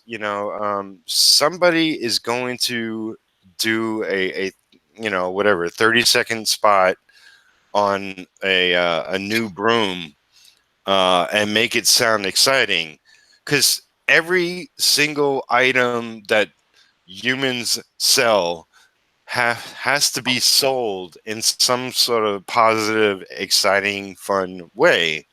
So don't think like, I don't really want to hype it. It's not about hype. It's about freaking just letting people know that you put something together with blood, sweat, and tears, that you're happy about, that you love what you're doing, you love the product, and advertising is just a way to put it out to the world. And it's not like, here, I created this, I hope you like it. It's like, have a nice day. you know I hope you will consider oh, purchasing my humble production of no, you gotta get it out there, and you gotta tell people how awesome it is. Like, think about like when you first came up with the idea for your comic. If you're really, I mean, if you make a comic, there was a time where you were passionate about the idea, because nobody would make a comic just to make a comic, because it's hard. So, like, think about when you first had the idea, when you first got excited about this idea, like, why was it so awesome? Well, then take that energy and share that with the world, because that's what people want to see. They want to feel like they're, becoming part of something, and that they're just gonna have a fun time reading your thing, basically. yeah, yeah. I mean, this whole YouTube thing, and like, I made a video for my Kickstarter, and it's like, I don't think it's the best video, but at least I hope it gets a point across. Um, there's different ways, and people have different strengths. Hmm. And if video is your strength, then go with that. If a visual is your strength, then go with that. If your strength is humor, then draw a funny picture, or draw a picture and put a funny saying on it, or have people having a conversation about your comic, or Hmm. however you put it out there, put it with your strength, and present it to the world. And Yeah, I think that's a really good point. Let's see. I'm gonna jump into the chat. We're gonna finish chatting some more, or go with the chat a little bit more, and then we'll see if we have any extra points to kind of add, and then it's gonna be kind of time to jump out pretty soon. But Yeah, Yeah. so let's see. Looks like we got some more people in here. Uh, Cool. let's see. I'm trying to catch up to where I was exactly. Let's see. Oh wow. Hey, there's Mike in Yeah, Mike's there. in there. I saw. Okay, I see where we're at. Um, Jason, also known as Muttman, says, "Don't know if you've talked about it, but I'd love to hear about finding new, wider audience." Um, well, that's something I'm always talking about, and it's something that I'm always trying to figure out for sure. And again, I did mention this before. Peter Palmiotti, no, I mean Peter Samedi. There's too many Peters in my life. Awesome creator Peters. Peter Samedi was talking about this in a recent stream, but I totally agree, and I've said the same thing. Is um, we need to stop trying to reach. I mean, no, we don't need to stop trying, but it's already kind of easy to like let the people who are into comics kind of know about it. Those are our people. It's kind of easy to hit that as well, you know. But so kind of cover that, cover your base there. But then it's time to reach out. The real opportunity in comics is getting people who don't read comics into comics. And there's so many people out there in the world who love comics but just don't know it yet. And it's so true. Like, you have to realize how awesome a medium this comic thing is. There's nothing different between this and any other mode of telling stories, except for it's a different medium, but there's nothing less awesome about it. It's just as awesome, if not, in my opinion, kind of more awesome than most of these other storytelling mediums. But you know, there's so many people out there who just don't realize that they love comics. They just need to get hooked up with the right one. And you know, if you have a cool, unique story, whether you know, you can find an audience out there for it. You just have to find people who like the kind of thing you're into. So for Muttman, for example, he's been reaching out to people who are like war vets and stuff, or not necessarily war vets, but military veterans. And that's the perfect, you know, audience for them, because their comic is Hero. What is it? What is it? Blood of the Patriots, I think is the subtitle or whatever. Yeah. And it's all about, pro America, pro our military and stuff like that. And you know, it's just what better thing than to, you know, try to reach out to people who are in the military. Maybe you can find different communities. There's just so many things. You can go on Facebook and find some groups. Wherever that kind of community is gathering, try to find your way in there somehow, some way. Maybe there's some kind of military themed or military type of conventions. I know that paintball is like, because I happen to work next to a place that does like paintball. It's a different kind of paintball. I forget what it's called, but it's basically paintball. And I know they do, a lot of people who are in the military or into military type of things are there. So maybe you can find paintball places and see if they would sell your comic. Or you could just find a convention that's into that or something, or just wherever that community is gathering, try to get involved in that community, you know, and kind of share your thing. Because I bet a lot of those people either already like comics, or if they don't, you know, they might try it because, hey, why not? You know, create a cool story about a super soldier, you know? um, so there's so many ways in, you know, you just got to basically, it branches out from what your story you're trying to tell is. So if you can kind of hone in on that, think about what's awesome about the story you've created, and then find the audience for that. There's just a million and one different ways to do that. You know, it's not easy, but that's kind of the path. If you want to follow it, go do things that Marvel and DC don't do, because they're not really good at marketing this stuff anymore. They don't care about it. It seems, at least from what I can tell. And you know, that's why us indies, we have there's never been a better time for us to be involved in making this and making something of this. We have a gap of people not the main people who make comics not really caring enough to put their best foot forward in promoting the comics. So there's that, but there's also the fact that Image really started something amazing with creator owned, and there's been that for a long time. They weren't the first, but they kind of raised that flag, and since then there's been other comic companies that have raised that flag as well, Alterna being one of them, one of the many. And so the opportunities to be a creator owned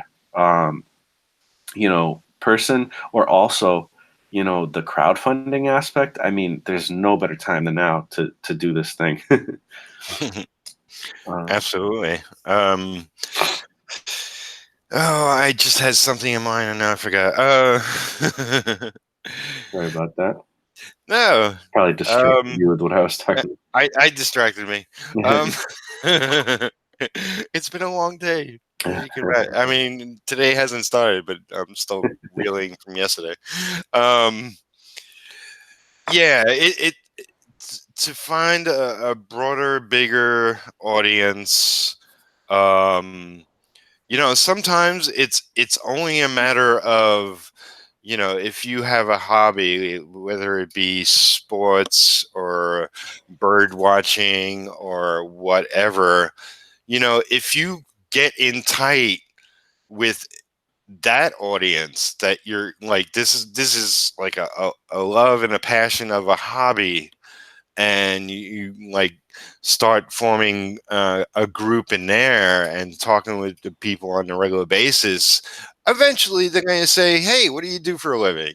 you know I do comics. Oh, really? Can I see one?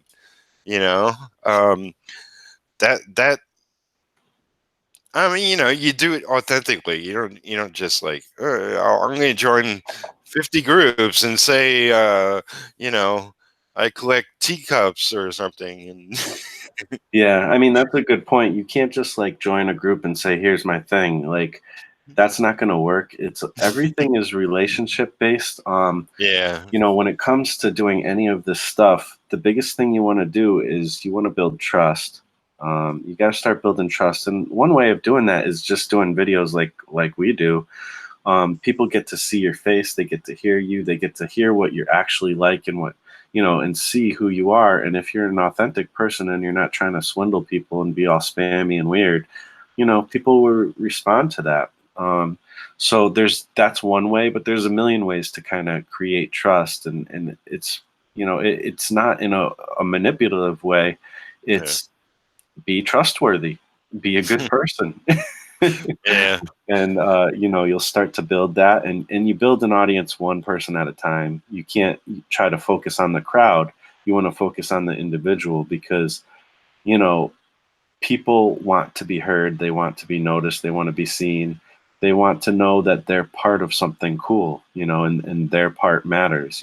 So you focus on the individual, not the crowd. I mean, you kind of do address the crowd sometimes too, but when you every time you kind of dig deep and go and focus on an individual person, there is people seeing that, and they'll respond to that and be like, oh, cool. So I can actually, like, if I talk to this person, they'll actually respond and answer my question. Like, you don't know how far that can go, and people are watching, and if they see something cool, they're going to want to be part of it. So yeah. Definitely. Um, yeah, I mean, it's like kind of like just be a great person, and others will flock to you. and I mean, somebody like Peter is a great example of that, I think, because Peter, uh, you know, if there's anybody out there who is getting the community excited and trying to help other people succeed, that's you, Peter, man. You're like that guy, in our community. One of the I mean, there's many people doing that, but you're really doing that like a lot, and that doesn't go unheard. That's why within 24 hours you're already really close to your goal. It takes a lot of work, but it's just really being a good person. It doesn't it's not that hard. Yeah. It's like I know from my youth and from my early days in the business, how invisible people can feel. Mm, And it personally never bothered me. I was like, I'm working alone in my studio and I'm happy as a clam. um, but I know how it affects a lot of people deeply. mhm. And we won't even get into a discussion about anxiety or depression or whatever, but like, being creative has a lot of things that come with it. And it's tough. It's tough. It's tough. It's like, it's mentally a lot easier to, just get a job laying bricks or work at McDonald's or whatever. But it's, for me, it's totally worth it. And once you decide on the path, then you take every lesson that you learn with you. And I love that, and you just apply it. It's not something you can just be like, I go make a comic and make a comic, and all of a sudden it's like, the biggest things in sliced bread. It's the process, and each step you learn a new lesson, and you keep building and building. And one thing I didn't mention that I think is a big part of it is, once again, publish or perish. It it's going to be hard your first time or your first 3 times or maybe even more. But the more times you publish in a substantial way, the more things start to work in your favor. And there's a lot of people who have said, people don't really take you seriously until you put out 3 books, in like regular novel selling. So, just realize that this first step isn't the end. yeah. You just keep learning throughout the process. And this is just for me and for a lot of people, for Peter right now, this is our first step, Yeah. or one of our first steps. Yeah, I mean, if you want people to take you seriously, like, yeah, I'm committed to doing this. There's plenty of people um, that have put out one book, 5 books, and then disappeared off the face of the earth. You got to be consistent, and you got to keep doing it, and keep at it, and keep plugging away, and slowly grow everything. Because it's like one thing to be serious about it yourself, and but it's another thing to put yourself out there over and over and over again. Mm, um, and just face whatever comes your way, because there'll be every kind of thing, both positive and negative. But it's like, I truly believe, like, whatever you decide to do in life, there's going to be good parts and bad parts, and mm. and if you're lucky enough within the years you have on this planet to find something you love doing, then go do it. Yeah. I mean, that's such a good point. Like a lot of people, I have heard so many people talk about how, they don't really have a passion. They don't know what they want to do. I knew what I wanted to do since I was in high school. Why my regret is the fact that I didn't push harder from that time on. It took me until I was, around 35 before I really started like taking this as seriously as I needed to. Yeah, You know. yeah. Well, I'm. It's like I've said it before. I'm 56 now, and I'm just putting out my first comic. And it's like, Mm, I don't care. It's like, this is like slow. I'm a what do you call it? Not a slow learner. But it just took me longer or whatever. mm, It's like I have been working on comics, and I have that under my belt and all that. Um, but I'm happy to be doing it now, because it's probably going to be to meet the quality that I pictured in my head all these years. Right. Yeah, I mean, everything's a stepping stone. I mean, it's not like I didn't do anything in all that time. I mean, now I'm 40, but like, Yeah. you know, I even before that, like it's always been in my mind and I've always done things, but I kind of wish I did my first mini comic when I was like in high school. I mean, there's nothing I can do to change that, and I have plenty of time ahead of me as long as I don't, meet an early death. So, whatever it is, even if I do meet an early death, at least I met it trying to do something that I feel excited about and that I think is awesome. So I don't think it's ever wasted energy, no matter what age you're at. Yeah, I mean, it's like I know you listen to a lot of Gary Vee, and he Mm. talks about a bit about death and whatnot. It's like, hey, you got today ahead of you. Do Mhm. something worthwhile towards your goal. Yeah. That's all it comes down to. If you do that every day, then you're set. Yep. Yep. No time like the present, as they say. So let's see. Russ from comic book of Russ, also known as Comic Book Black Belt, says, I like that Alterna are trying to spread out further into newsstand. Absolutely. I think that's definitely an interesting avenue, and it's a challenging one, just like comics are. Um, Russ also says that's where the comics industry made its first major mistake, taking comics away from the general public. I love local comic shops, but it cuts the market. Yeah, yeah. There's a whole discussion about about the comic industry, where it's gone and where it's going, and I would say Peter Simeti's YouTube channel, Alterna. Go check that out, subscribe, and watch his videos. He gets deep into that, and it's always very interesting. And if there's anybody who I'm learning from and who I like agree with a lot, and maybe almost on everything when it comes to comics, it's Peter Simeti.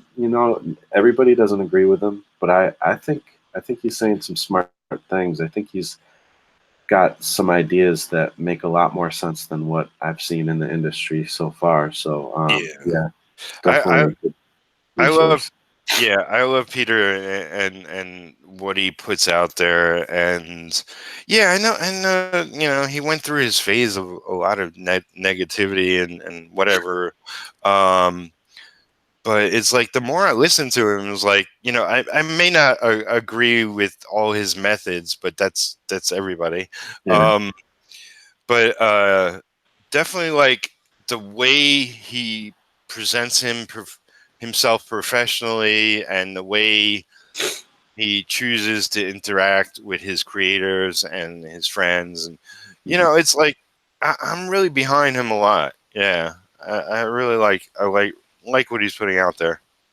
Yeah, he's definitely an inspiration. Um, so let's see what else we got. They're talking about European. I mean, yeah, look to other countries who are successful with comics. Look to France. What are they doing with comics? Because they have a whole different way of going about it, and they have a thriving comic community there. Yeah, Look to Japan. Look to South. I think it's South Korea or something. Is it South Korea or? yeah, I think they have like a really thriving community as well. Look at observe what they're doing and see if there's something you can do that something you can learn from that. I've done whole podcasts on that, so you can check that out as well, or YouTube videos or whatever. yep, Ronnie says, "No problem, Peter. No better way to spend my time supporting my fellow comic maker." Absolutely, yeah. We all yeah, support each other, and it's like so awesome. Let's see. Mario says, Alterna is making a great job.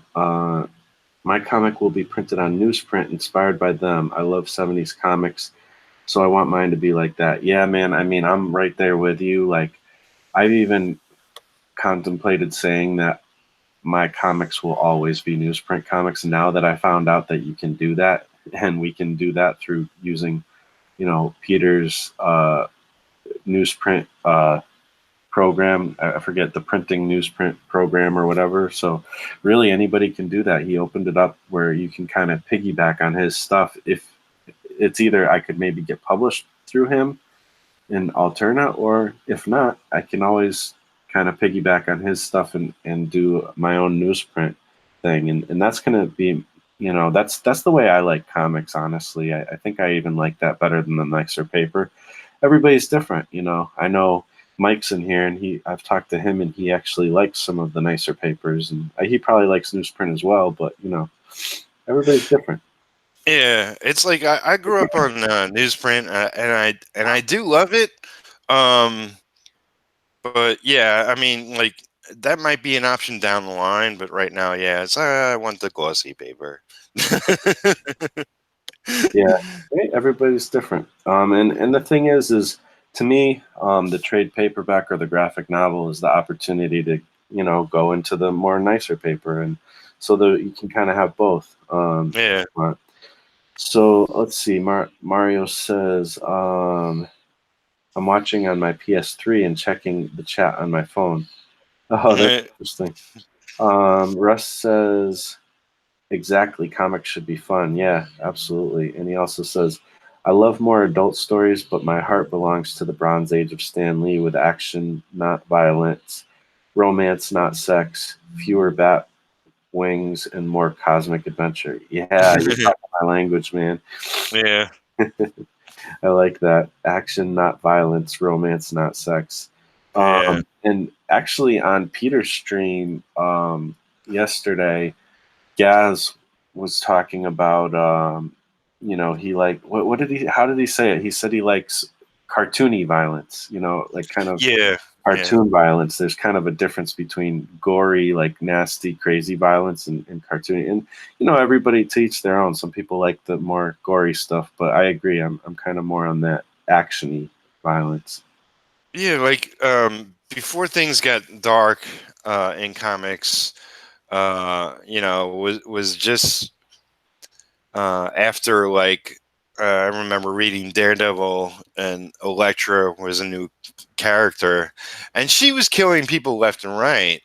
She had her size, but when she stabbed somebody, through the chest with the sai, and it would come out the other end, it still had the fabric, so it never like punctured through that you saw visually. So I thought that was like, yes, it's shocking because it's very violent, but there's no like actual violent, act that you're seeing per se. Yeah, I always thought it was weird. Like, I didn't read a ton of like stuff, but like Wolverine, he's like kind of the coolest, he's like, so I love the character. He like looks cool. He's got a bad attitude, but I don't actually like, he's got these crazy razor sharp adamantium, claws. And I don't really, it's weird. Like, I know he's violent. It implies that he's violent, but I don't feel like I have a hard time reading a comic with him in it, because I don't know. They tend to. I don't know how they do it, but they tend to treat it in a way where it's not gruesome, which it should totally be. Yeah, yeah. I mean, they did get into that later. Like, I don't know. There was Wolverine and Hulk, maybe, and Sabretooth. They were ripping limbs and heads off. I don't know. So Yeah, I'm sure there are some versions of it, some stories where they do go crazy with it. But a lot of times, like in your typical X-Men book, you don't tend to see too much craziness, from him. yeah. Okay, let's see. Muttman says all comic creators should watch the documentary Art and Story. I've never heard of that. I used to follow the podcast Art and Story, but I think it's a totally different thing. About creativity and advertising, and it helps you understand that all of it is about storytelling. That's awesome. That sounds Yeah. something that's right up my alley. Mike says that's a very good point about storytelling. Yeah, Mike is living that out right now, working on promotions and stuff.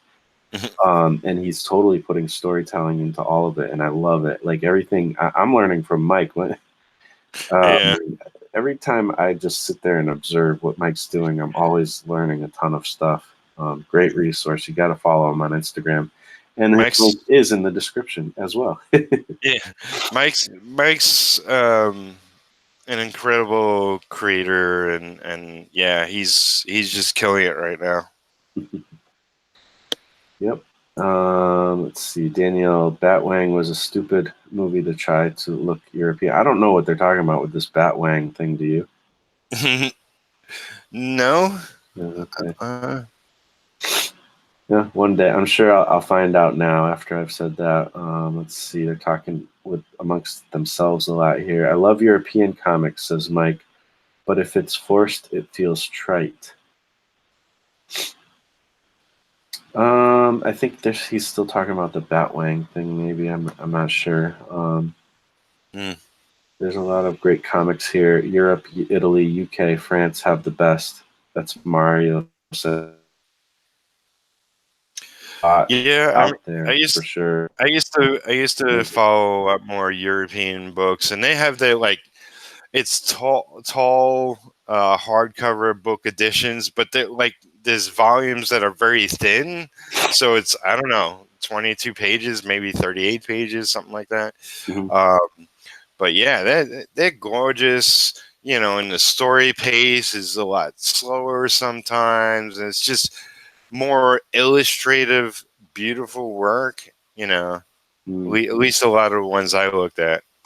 Yeah, There's all kinds. You know, there's all kinds, but and they take it as a serious art form and a serious literature there, which is nice. yeah, You don't really see that most other places. So, you know, um, I grew up on heavy metal, and I was a big fan of Rich Corbin, and I always envied Rich Corbin would have um, a new graphic novel out every year.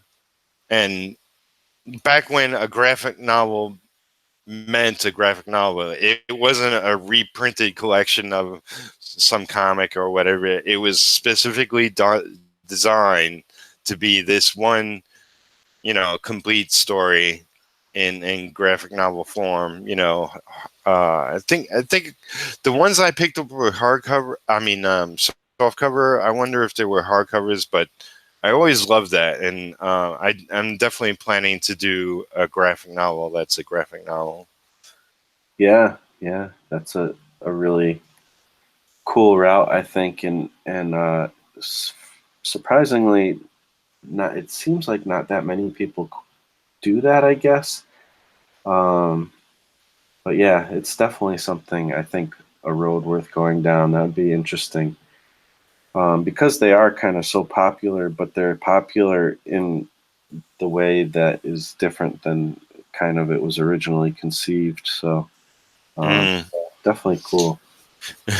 Um, Mike says we got to get on the newsstands again, man. People should see comics wherever magazines and newspapers are sold. Exactly, and that's. I was talking to Mike about this before, but that's the type of stuff you'll hear from Peter Samedi at Alterna as well.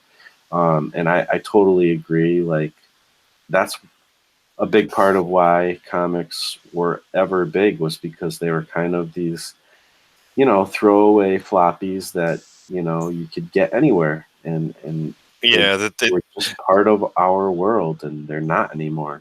that they were everywhere. Hmm. You know, it's like I first came across an actual comics in the barber shop that I went to as a kid. Um, and yeah, I don't imagine going to the barber shop now and seeing you know, more adult oriented Marvel and DC comics there.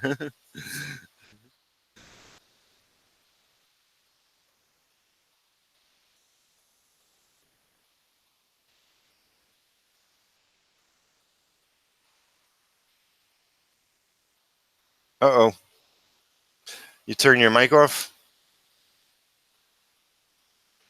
I did turn my mic off. Whoops. Uh, I was saying, it was like, did the stream stop somehow? sorry about that.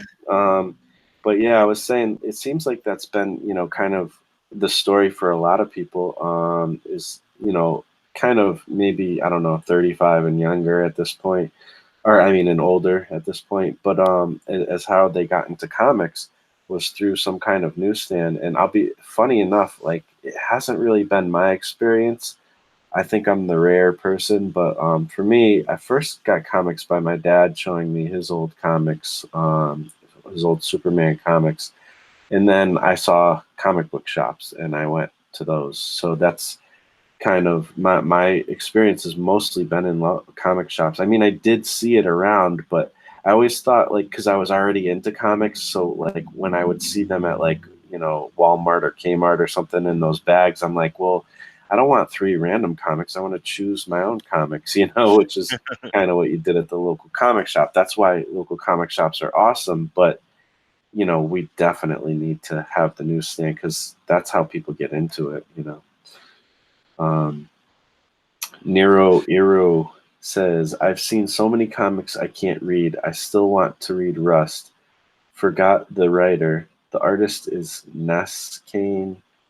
So gorgeous. Ordinary mechanical genre. Cool, man. That I think, yeah, I have heard of that. I haven't read it, though. Let's see. Uh, Maybe if the 100s becomes a magazine. Uh, I never thought about that. We'll have to talk about that, Mike. But maybe there's some kind of newsstand opportunity. You're probably already thinking on that level, but I don't know. That's interesting. I Um, I I approached Mike a while back about doing something different than the like anthology book. But yeah, I mean that's for later. yeah, That's I mean, I for will say the newsstand market. Even Peter Simeti, who's going at it pretty hardcore, will say that it's a very challenging market to get involved in. But I think he was saying on a recent stream when you think about newsstand, basically it's if you have the budget to do it, it's worth doing it as more of a promotional thing. Don't think of it as much as the way you're going to make money with your comics. Think of it more as this is how you get more readers. And you have to do it a certain way. There's only certain ways that it really works. when anybody says newsstand now, um, I don't see a newsstand around. I'm in a small town. We don't have a newsstand. Well, it's not.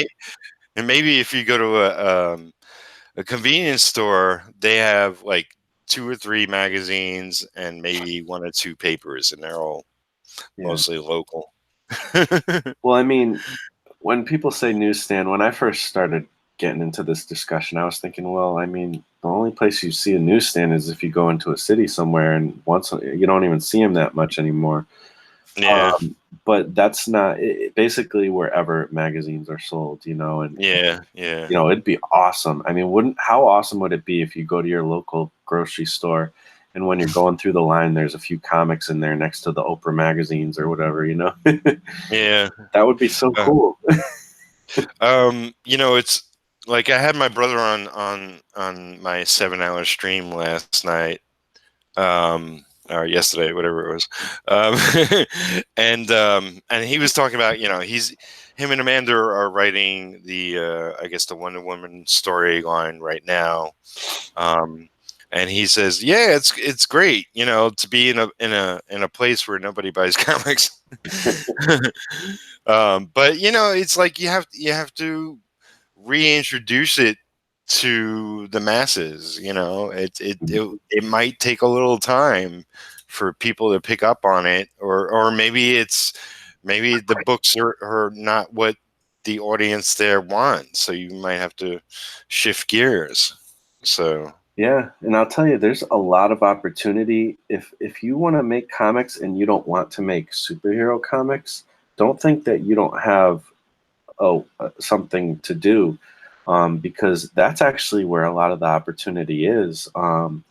People always think of comics as okay, this is superhero comics for kids. That's what it is, but that's just one way of making comics. There's so many other audiences out there. I mean, I'm going to bring her up again. A lot of people when I say this, don't even know who she is, which is crazy. But Raina Telgemeier, she, started making comics for young adults, and she sold them in bookstores, and she probably makes more money with her comics than any any comic creator. Like, she Yeah. is blown up, absolutely blown up. And there's plenty more, market out there for young adult stuff. There's a million other things. Anything that you see a novel about, or any other kind of story anywhere of a movie, that's an open market for it's going to take hard work, but you can find an audience for it, and you can open up the genre of comics for so many more people by being a part of that. So there's a Yeah. lot of opportunity out there that people don't even realize.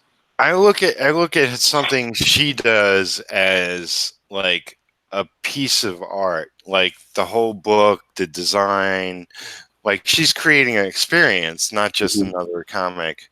And I think back to like when bookstores were big and they were all over the place. And you used to go to many in Manhattan, and one of the biggest things they always had were these big, huge photo albums, essentially. And like they were $30, they were $60, like really expensive, giant, thick books, and you just page after page of photos, and sort of like not to say I'm going to make a comic out of using photographs or anything, but just like the design, the level of design that went into the photos, went into the production of the book, and I mean, if you create that kind of experience and that kind of pleasure that people get from picking up like books like that, then you can land into some new territory out there. Hmm. And I think that's a worthwhile thing. Yeah. Again, comics are as awesome as we think comics are. That's exactly what they are. They're awesome, and there's no reason why we can't introduce it to more people. There's a lot of people out there. There's a lot of people. Say it again, man. There's a lot of comic fans out there who just don't know it yet. Yeah. And I'm ready to introduce them to some comics. um, let's see.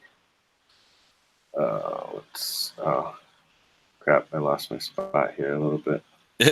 Mike says magazine, probably not anthology books. Oh yeah, yeah. I mean, we may eventually expand into something more, but right now we're doing the anthology books for sure. But it's just something that's interesting to think about.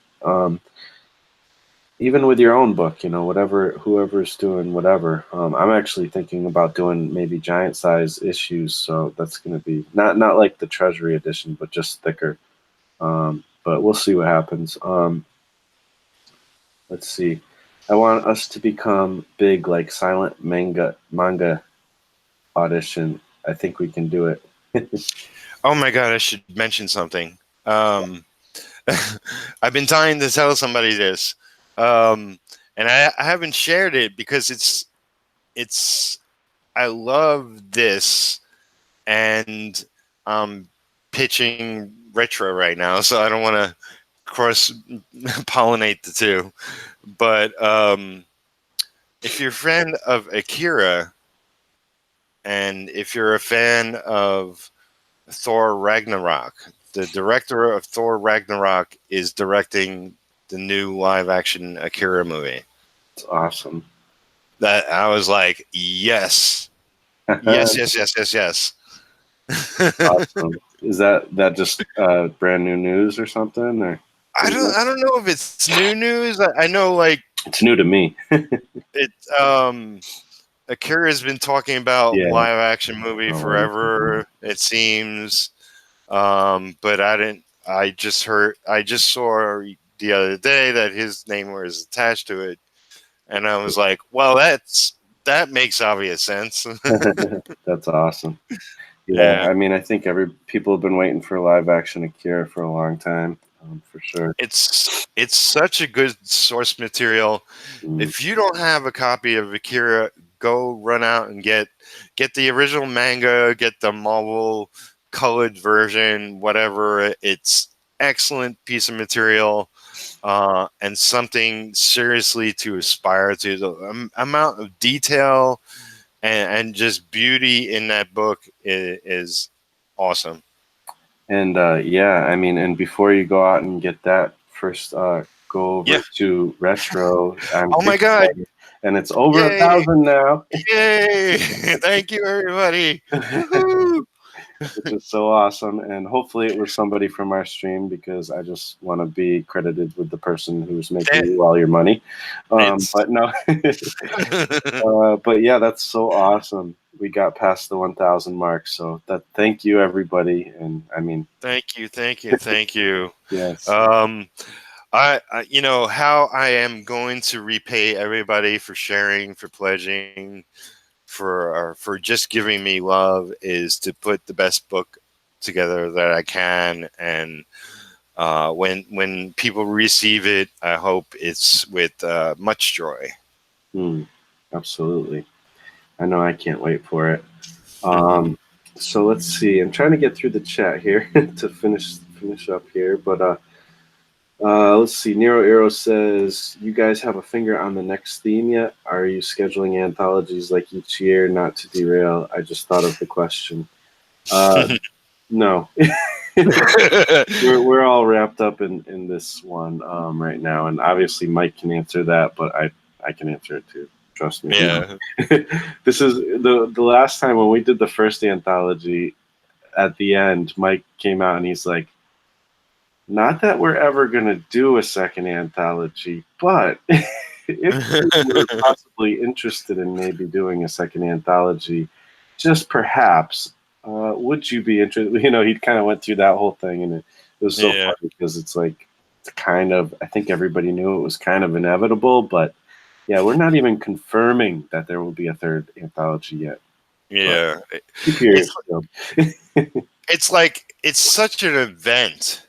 I mean, Yeah. this is not just a book we're creating, but it's an event that we're all a part of and doing together. It's hard to think that, of something that might happen a year or two or whatever down the line. What's important now is this book and getting it out to people, and getting Yeah. the word out. Yeah. Yep, for sure. But if we do a third one, it will be fun. That's for sure. So, anyways, let's see. Mario's talking to Black Belt. They're talking about some stuff. Nero Arrow says, "Oh my gosh, same Marsh," and he's crying face. I think I forget what that's in reference to, but yeah, thanks for emphasizing. Mike, he answered it. We like to keep the idea of the next book mysterious. As far as we know, this could be the last book we do. See, you say the exact same thing we were saying. Let's see. Mike says, "I love newsprint too." See, I knew I couldn't just say he likes the other stuff, because he's going to come back and be like, "I like newsprint." But Mike says, "I love newsprint too, but for modern full color work with the full range of colors and shading techniques, you got to go with better quality paper." I 100% disagree, but cool. That's cool that you think that and feel that. And hey, I get what you mean, because there is something to better quality paper. It can punch it up in a certain way. But I actually like how modern colors look, or any kind of colors look, on newsprint better, personally. That's just my personal thing, but um, yeah, everybody's different.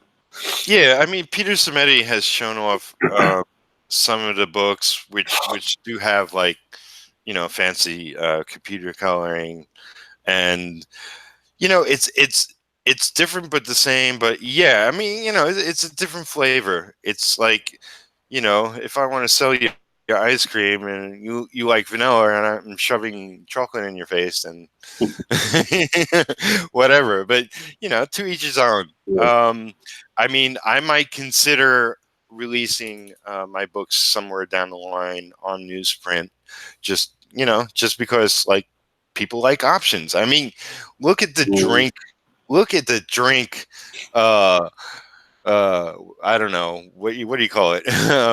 Everybody making drinks. Like first there was Coke and Pepsi, and there was nothing else on the shelves anywhere ever. And now there's like billions of not only different drinks, and energy drinks and health drinks, and I mean you can go down to some supermarkets and they have an aisle to themselves of how many different flavors and concoctions and everything out there. So have different comic options. That's cool too. Yeah, absolutely. So I'm just gonna go quickly through here. Actually, there's another. I don't know if you're looking at the chat, Peter, but there's a comment by Muttman, and that's kind of where I would start to go down. I have to actually hop off for a second, and then I'll come right back. If you could, maybe you can address some of those things, if you don't mind. Okay. And then I'll be right back. Okay. Let's see. Going. Since it's hard to read on the screen, I'll go to where I had. No, that's not it. Where is it? I had the video up. Oh, this is it. Okay. It takes a little long to open up on my computer, so bear with me. And I'll scroll down.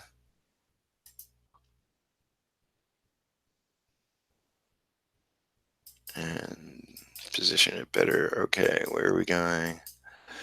I'm kind of seeing them pop up. Yeah, my chat is catching up with what people are posting. So I see Nero, I see Daniel Lambert, I see Muttman. Hey, Black Belt. Black Belt and Muttman and Daniel talking. Ronnie, Mike. My chat is actually catching up to the conversation, so I think let's see, what time is it? Yeah, my chat's an hour behind. I'm back. Sorry. Oh, okay. I went to the video, and my chat is actually an hour behind. It's actually catching up right now.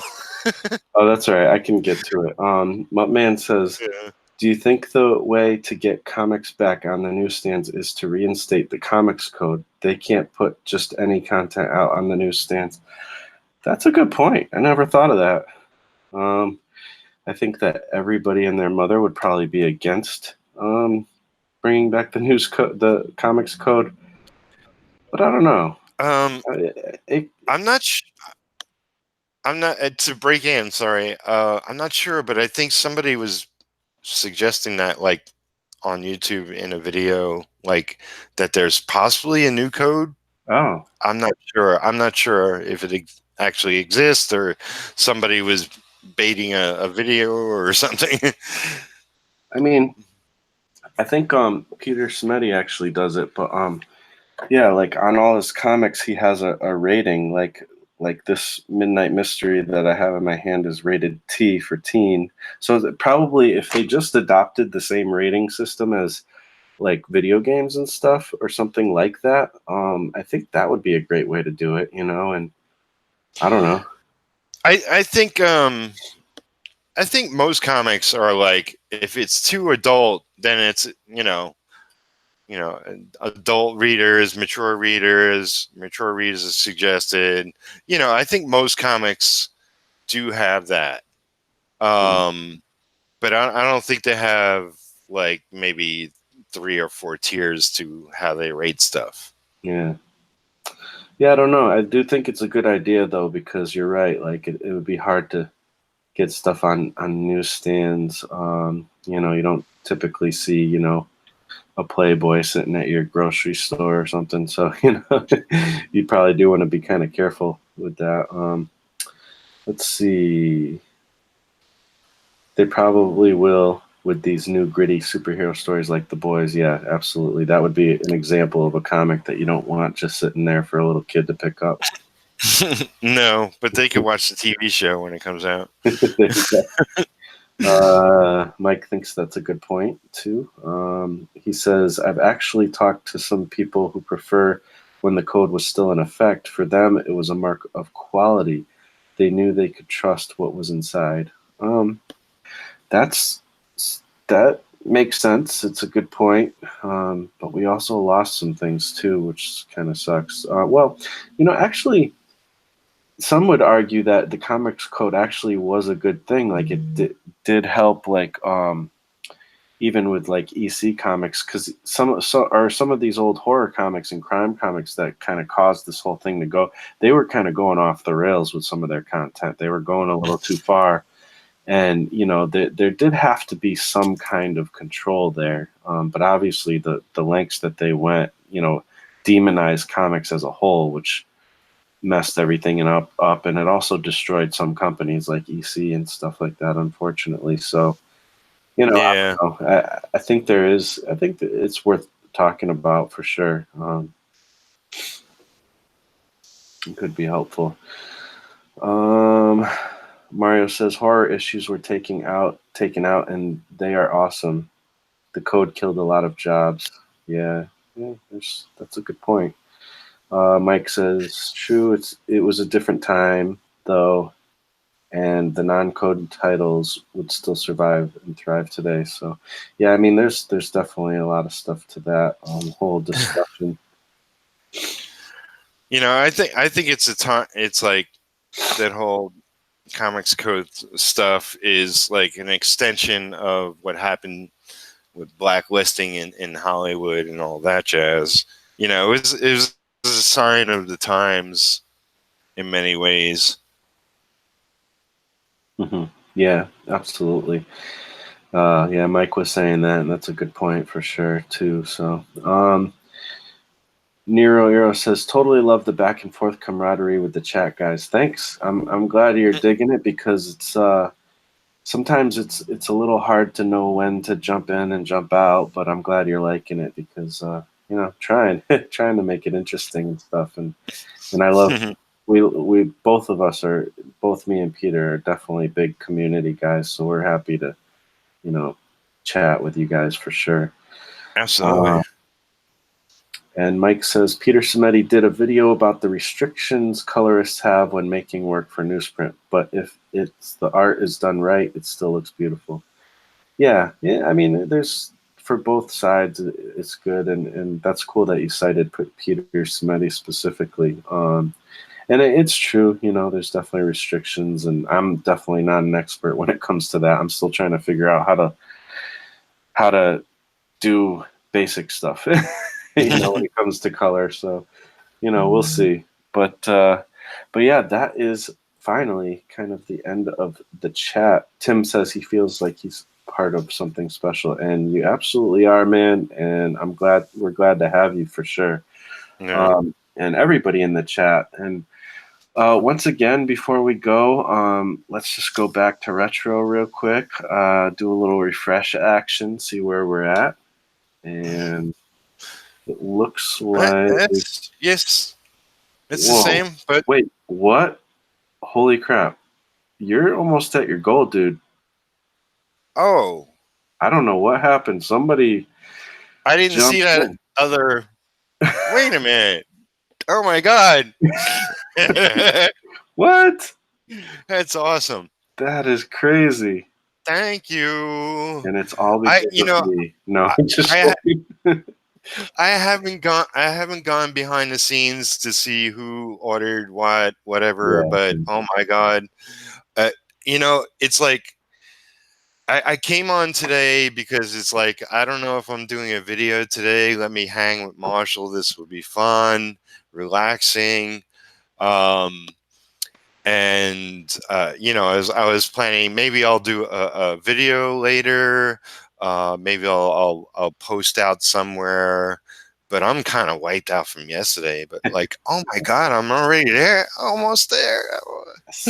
What? It's so awesome. Like, it's so fun to be able to refresh and see that. Like, I almost didn't believe it because you were at 1,044. So I'm like, are my Yeah. eyes tricking me right now? Yeah, I could have sworn it was the same number. It was like, wait, no, there's an extra 4 in there somewhere. It's like, there's a lot of 4s there right now. Yeah. I want to mention, while we were doing this chat, and I know people can't necessarily see me drawing, but I'm gonna scan these and put them up on my Instagram. If anybody's curious, I'm Peter Palmiati on Instagram. I just did some doodles. Like I was saying earlier, I just wanna keep fresh by drawing. Yesterday, I don't think I was making anything drawing wise coherent, but I tried a little more effort today. And so if you want to go check it out, you can check it out later. That's awesome, man. Definitely go check that out. And wow, like, I mean, I want to That's so keep great. saying, like, guys, go and make this, finish this up, and then let's hit the stretch goals. But holy cow, like, that's so cool that you got there. I am so happy right now. You cannot believe, for all the hard work I put in to putting together the Kickstarter, as well as dragging my feet on retro as a whole. Like, I mean, a lot of the art was done in 2010, and I've been living with this character since I was in my late teens. Um, I finally put my foot down and said, "Screw it! It's time now." I have so many friends like yourself and Mike and the communities. Just and Gaz. Oh my God, Mm. Gaz is the one that pushes, and I love him for it. Mm, Uh, absolutely. and I finally put this Kickstarter together, got it finished, and so happy I did, and so happy I'll be delivering this book to so many of my friends and fans. So yeah. Absolutely, man. I'm happy for you, and I can't wait to have the book in my hands. So I'm glad it's getting close to funding here.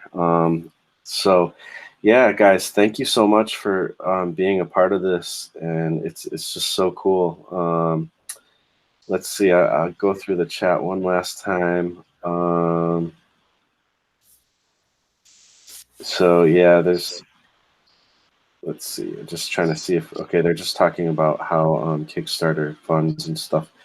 But yeah, thank you guys so much for being a part of this. You know where to find us. All the links are below.